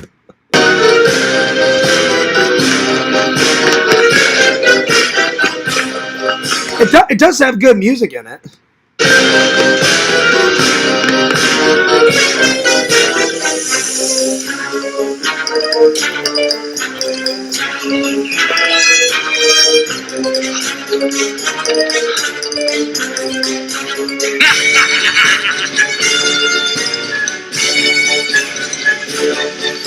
Oh, it's hilarious. All right, so let's see. All right, let's see. Well, that was number 17. All right, we need 3 more. Before I forget, we got to put down some Star Trek, y'all. There's 2 Visions. Since you just recently watched 2, 3, and 4, the Star Trek theme song is one. But na na na na na na na na, that one, and then the theme song from Star Trek 4. Oh, it's so good. So, Star Trek. Oh yeah. I told you you'd love 4. I knew you'd love 2 and 4. You got Khan, and then Star Trek. There's a lot of Star Trek time travel episodes. But my 3 favorite Star Trek like time travel stuff, in the original, The City on the Edge of Forever. Not only is that a good time travel episode, but it's got great music in it. That's the first one. Star Trek 4, The Voyage Home. That's my second favorite time travel, whatever episode, movie, whatever you want to call it. And then Past Tense, the one that Visions told me about in Deep Space Nine. Oh, that's so good. Those 3 are like 3 of. I mean, there's other ones of time travel that I like, but those are high on the list. So yeah, Star Trek / Star Trek 4 theme song. They're both good. They're both good. There we go. Star Trek movie theme song. Because the show, the Star Trek show, it has a different theme song. So that one counts, but it's not. That one's the TV version, but the movie version it's pretty solid. They're both solid. The song in the TV show is solid, and the song in the movie is pretty damn good. So yeah, there we go. Here's the theme song. The Tempur-Pedic breeze makes sleep feel cool, so no more sweating all night. Oh my god! Ooh.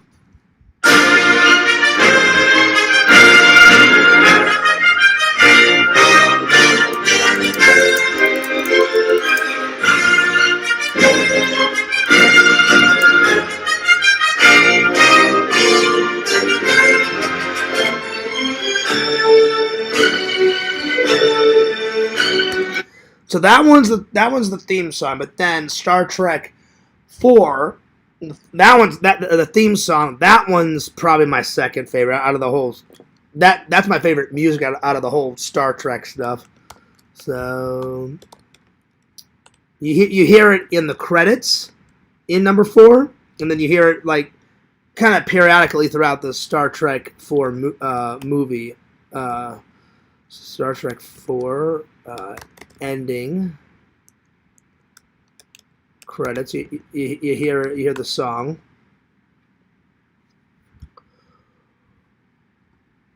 Oh God. Man, oh man, oh man. Ugh.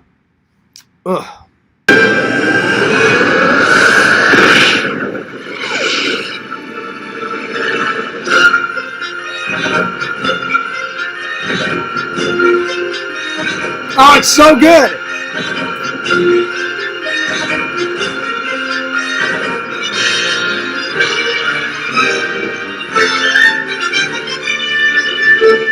That one's from 4, so that's good. So, all right, we need 2 more. Let's see here.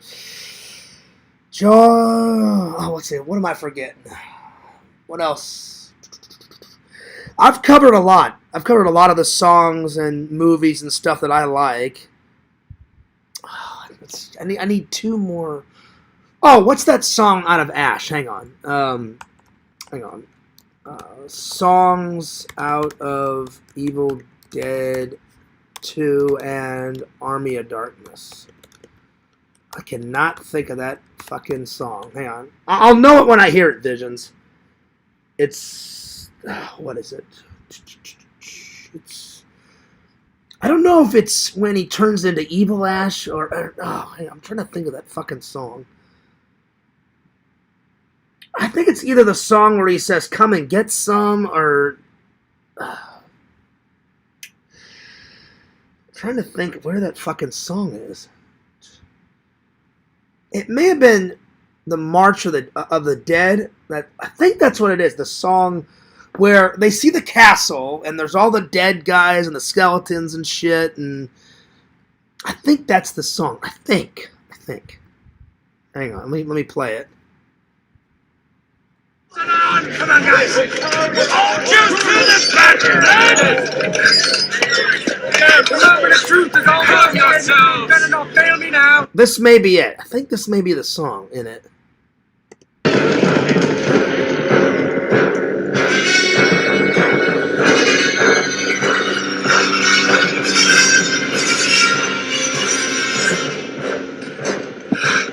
I need one back.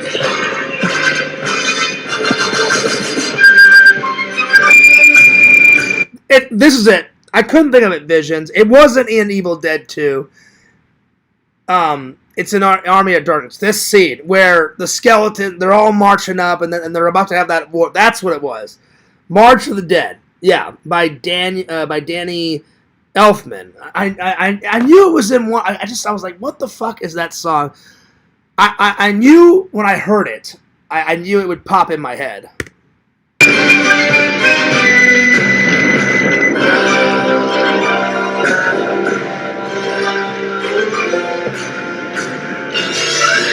Oh, yeah. Get those rocks up, mister! On the double! Ready the catapults! My God! Ready the catapults! My God! Let's give them what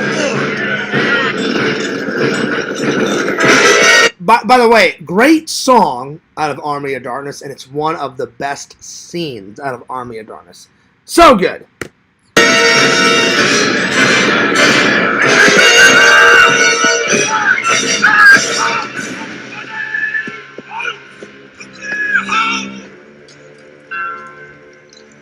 A lot of zombies, a lot of skeletons. Oh, yeah. Oh, yeah.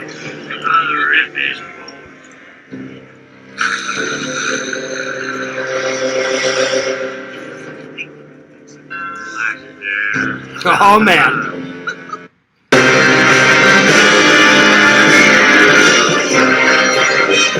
So it's kind of both scenes, Visions. Like it's the March of the Dead, and it's like you hear the music right before the battle, and then bam, the battle starts, and you hear all that music and shit all the way through the battle. Then you got that boulder like killing the skeleton. He's like and all that shit. Oh, it's great. Glass. I say.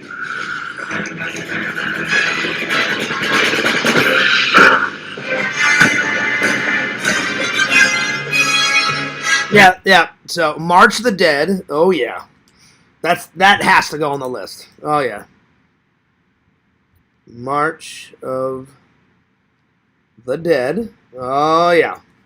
All right, number 20. Let's see. What else? What else? You know what? Because he's my favorite superhero, I'm gonna go with the Superman theme song. I love Superman. I think I'll end with 20. That'll be the 20th one. I like. He's my favorite superhero with actual powers. My favorite anti-hero, the Punisher for sure. And then another superhero that gets powers. He makes the powers. Iron Man. He technically has strength, but Superman is born with strength. Iron Man, he's kind of a rich billionaire that's weak, but the minute he puts on the suit, he's strong as hell. So I like Iron Man as well. So yeah. Yo, what's up, Museum? I'm glad you're still watching. Nice. So yeah, this is the theme song from Wallace and Gromit. I've heard of them. They're claymation. They're British. I think I've seen that one. They have a bunch of chickens. I think I've seen that one. I don't even know if there's a music box, though, so never mind. What, in Army of Darkness? No, the music box is in that fucking Pinhead shit, where he's got the little box and he's right, the little box that he's twirling around the little music box in the Hellraiser. That little, you know what I'm talking about, Vision, the box? You guys are thinking of that shit. Whatever the box, the fucking the box from hell or whatever in the Pinhead series, that thing, right? I can't keep up with this shit. I'm trying to remember. But yeah, there's not a music box in Army of Darkness. So yeah. All right. Let's see here. I'm gonna go with Superman. Superman song. He's my favorite superhero with actual powers. Yeah.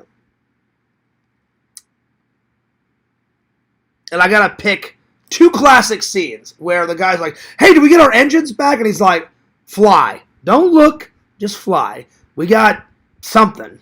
You know, and then Superman's holding up the fucking wing and shit. That's good. And then when he saves Lois, he runs through the spinning doors and he rips off the shirt and then he flies up and saves her. And then the helicopter almost falls down and kills them both.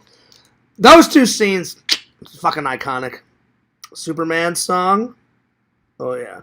So we'll watch those two, and then I gotta skedaddle because I need to finish packing. And I need to get some sleep, and I'm getting hungry. So, yeah. But what a great show. We went 3 hours.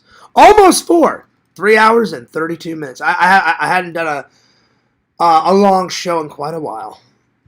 I don't know if I can do a Zach. The older I get, the harder it is to do the long shows. So, man, he does those 7, those 8-hour shows. The longest one I've ever done is 11 hours and 30 minutes. I'm glad you guys enjoyed that one. I don't know if Fears can ever do one of those ever again. Because, man, those shows be hard, y'all. All right. Oh, good. Oh, man, oh, man, oh, man, oh, man. But it's been a fun show. I'm glad everybody stayed around, or mostly everybody stayed around. All the loving and loyal fans. Thanks for the dedication. Thanks for the love and the support. And I love hanging out with you guys. All right. Superman saves Lois. Oh, yeah. Well, the first time. Because he's always saving Lois. Help me, Clark! Hang on. Rips the fucking glasses off. Boom! Rips open the shirt and he's up and away, y'all. Oh, yeah. Oh, yeah. Can I just get this other stuff? Well, I wouldn't. Roundup. This stuff works. Little boxes on the hillside, and they all look just the same. Oh, man. There we go.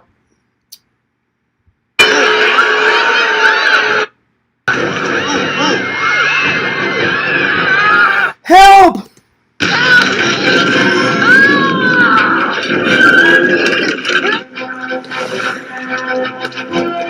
I love it. He's got the hat on, you know, right out of the comic books, Visions. He looks to the left, looks to the right. He runs across the street, and then, without anybody looking, rips open the shirt, and then he goes through the spinning door, and he's up and away. It's so good. Hey,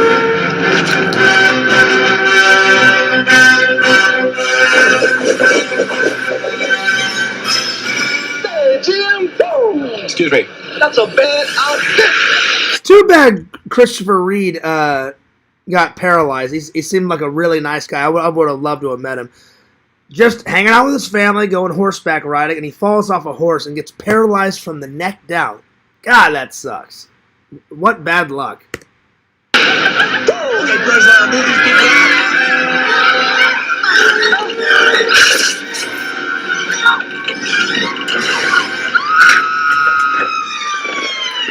Don't worry, miss. I've got you. You got me. Who's got you? God, look up there. What the hell is that? Easy, miss. I've got you. You've got me! Who's got you? I can't believe it. I just cannot believe it. He got her.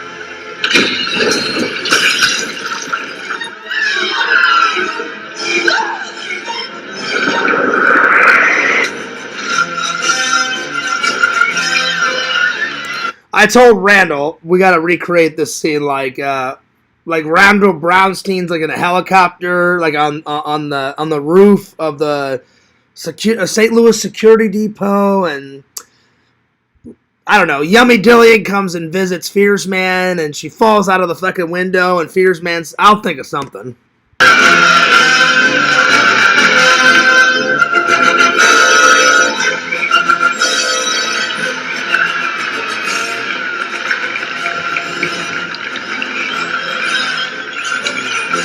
So that scene's great, and then the song out of where he, hey, we got our engines back.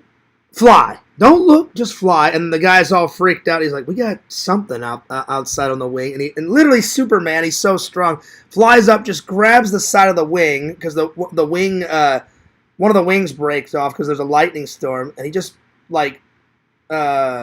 grabs onto the side of the plane, helps it fly home. It's another one of my favorite scenes. Booking.com. But the song in it is great. It's probably the second best scene out of the film. All kinds of stays because some want a house in the desert. Others do not.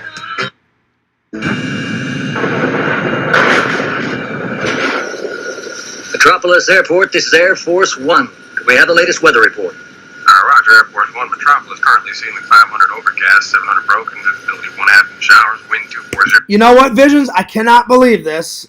Fears always rants and raves about this movie,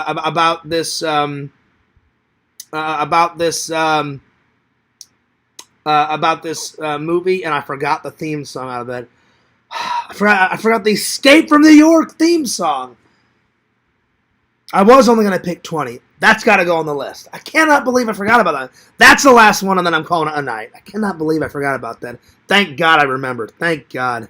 Ugh. 5 altimeter 9er. Tower, Air Force One. We have lost port, outboard engine, and part of wing. Request emergency landing. What's the position? 10 miles southwest of Metropolis Airport. Notify the presidents on board. Position 10 miles. That's...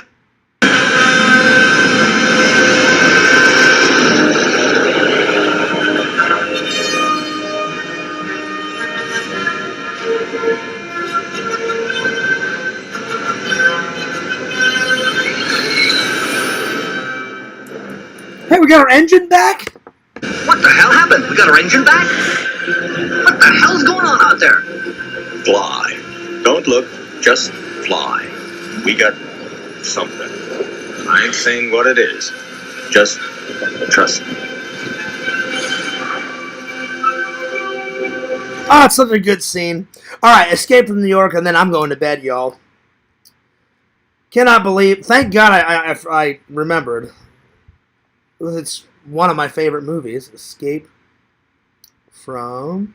Another John Carpenter classic. He wrote the whole script, directed it, has a cameo in it as the helicopter pilot in Escape from New York, and made all the music. That guy isn't lazy, hell yeah. Escape from New York. Oh yeah. Excuse me. Escape. It's a good song too, Escape from New York. That's the tone, y'all. Oh yeah. You know, your rules are really beginning to annoy me. Get a new president! Fuck you! Hell yeah. Shout out to Snake Plissken, y'all. Oh yeah. And you know what? My costume's so good, Visions. I may be Snake Plissken again this year for Halloween. It may have to be a must. It may have to be. Oh yeah.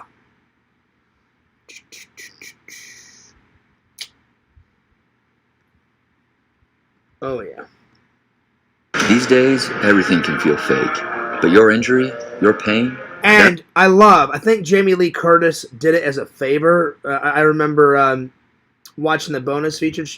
John Carpenter said, "Oh, we had almost finished the entire film and we were running out of time and I needed someone to be the narrator to, like, tell that it's in the not too distant future and, like, crime is, like it's all over the United States and they have to, like, put this prison around Manhattan Island." And he asked Jamie Lee Curtis, "Would you be the narrator and do it as a favor?" And she was like, "Yeah, why not?" So, at first it doesn't sound like Jamie Lee Curtis because it plays the song and then it goes into, she's like, "There's no rules in this prison," and da-da-da-da-da, and, you know, and she does it really beautifully. It's a good scene. Real, and so is our fight to make it right.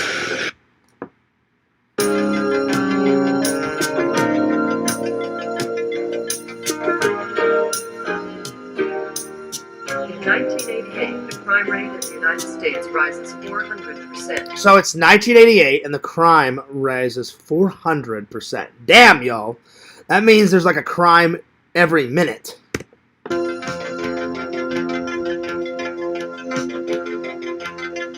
The once great city of New York becomes the one maximum security prison for the entire country. A 50-foot containment wall is erected along the New Jersey shoreline, across the Harlem River, and She did a good job. down along the Brooklyn shoreline. It completely surrounds Manhattan Island. All bridges and waterways are mined. The United States police force, like an army, is encamped around the island. There are no guards inside the prison, only prisoners and the worlds they have made. Oh yeah. Oh yeah. The rules are simple. Once you go in, You don't come out. Oh shit. you don't come out. Oh yeah. And what do? They hire lazy ass, broke ass, doesn't give a shit about anything or anyone, Snake motherfucking Plissken. Oh yeah. Oh yeah.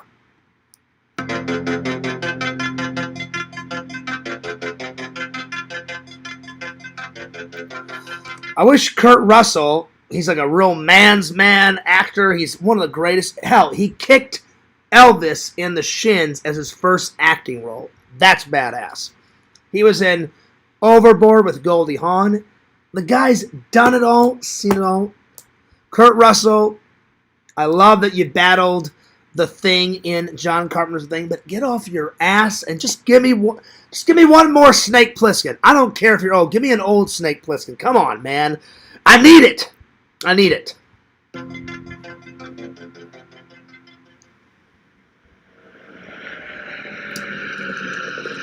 Oh, yeah. Good song. Good song, y'all. All right, that's it. 21 of the best music. There it is. It took a little while, but I'm glad we honed it down to 21. I almost forgot about Escape from New York, but there it is. All right. There we are. Taking off, y'all. But what a good show. I'm going to end the show, as always, with finishing my coffee. There it is. That's the end of it. What a good show.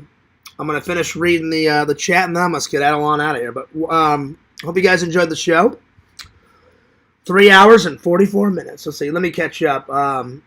Vision says, "Oh, Fears, we're coming for those Blu-rays." Oh, so you think. Surprised you haven't put Star Trek. I did. It's on there.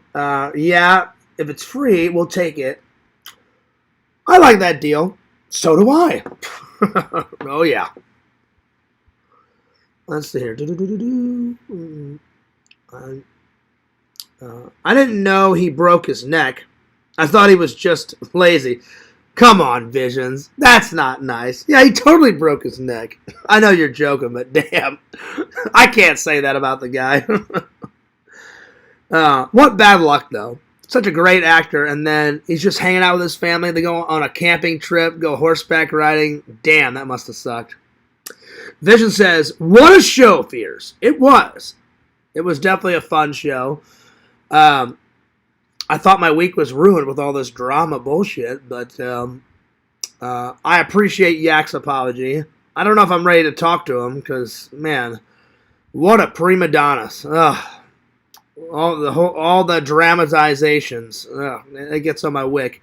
I do appreciate his apology. I do accept his apology, but I don't know if I'll be talking to him for quite a while. I need a break from the old Yakster.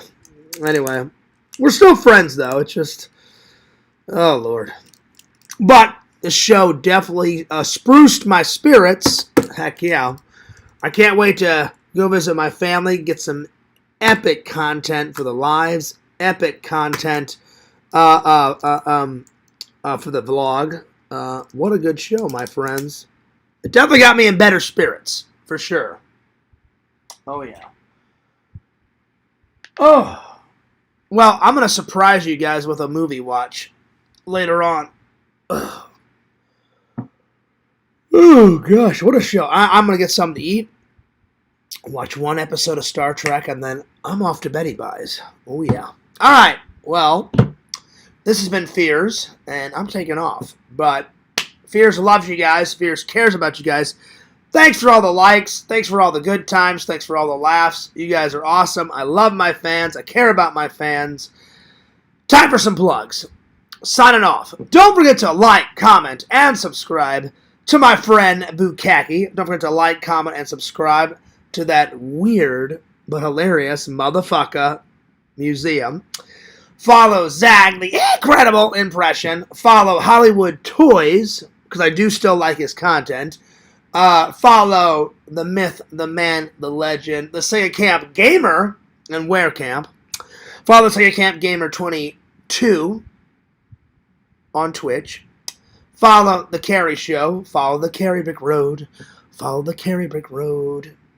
Follow The Carrie Brick Road, y'all. Follow Mr. Lantern. He does a show every Thursday night, every Friday night. Follow Lantern's second channel, Mr. Lampy. Follow Visions. Lord Visions, King of the Goths, that makes epic merch like this. Hell yeah. Visions, you're my buddy. You're my pal. But, you know, I always got to throw you a plug your way, my friend. Buy some cool shit. Why? Because he makes some really cool shit, y'all. Making those meme shirts, y'all. ExhumeVisions.com. Oh, yeah. Newest shirt, the Yakvo shirt. Yakvo, Yakvoniage, Yakvoage. That's right. I'll be nice. Follow Yakov Petrovich Sr. because he does do a good show. I'll be back, Yak. I need some time because if he thinks if he thinks he got pissed off, so did I. So, but I do accept his apology, but I just need some time. Anyway, who else? Follow Randall, Cameo Man 2021, and his second channel, The Mayor of Magic. And last, but certainly not least, my friends, follow the host with the most, FearsMan26 on TikTok. We're almost at 9,000 followers on that thing. Oh, yeah. FearsMan26 is the main channel on YouTube. Follow my second channel right here, right now, Fears Vlogs. Fears loves you guys. Fears cares about you guys. And I will be back for another show, another vlog. More laughs, more thrills, chills, spills. At another time, my friends. Right here at Fears Vlogs and FearsMan26. Follow all that shit. And don't forget to send me some fan mail at FearsMan, Fears Vlogs, 16745 CAGAN's Crossings Boulevard, 102B, PMB 40, Claremont, Florida, 34714. Send that fan mail, y'all. Alright, and this is Fears, signing off. Peace. Deuces. And I'll see you guys next time. Peace!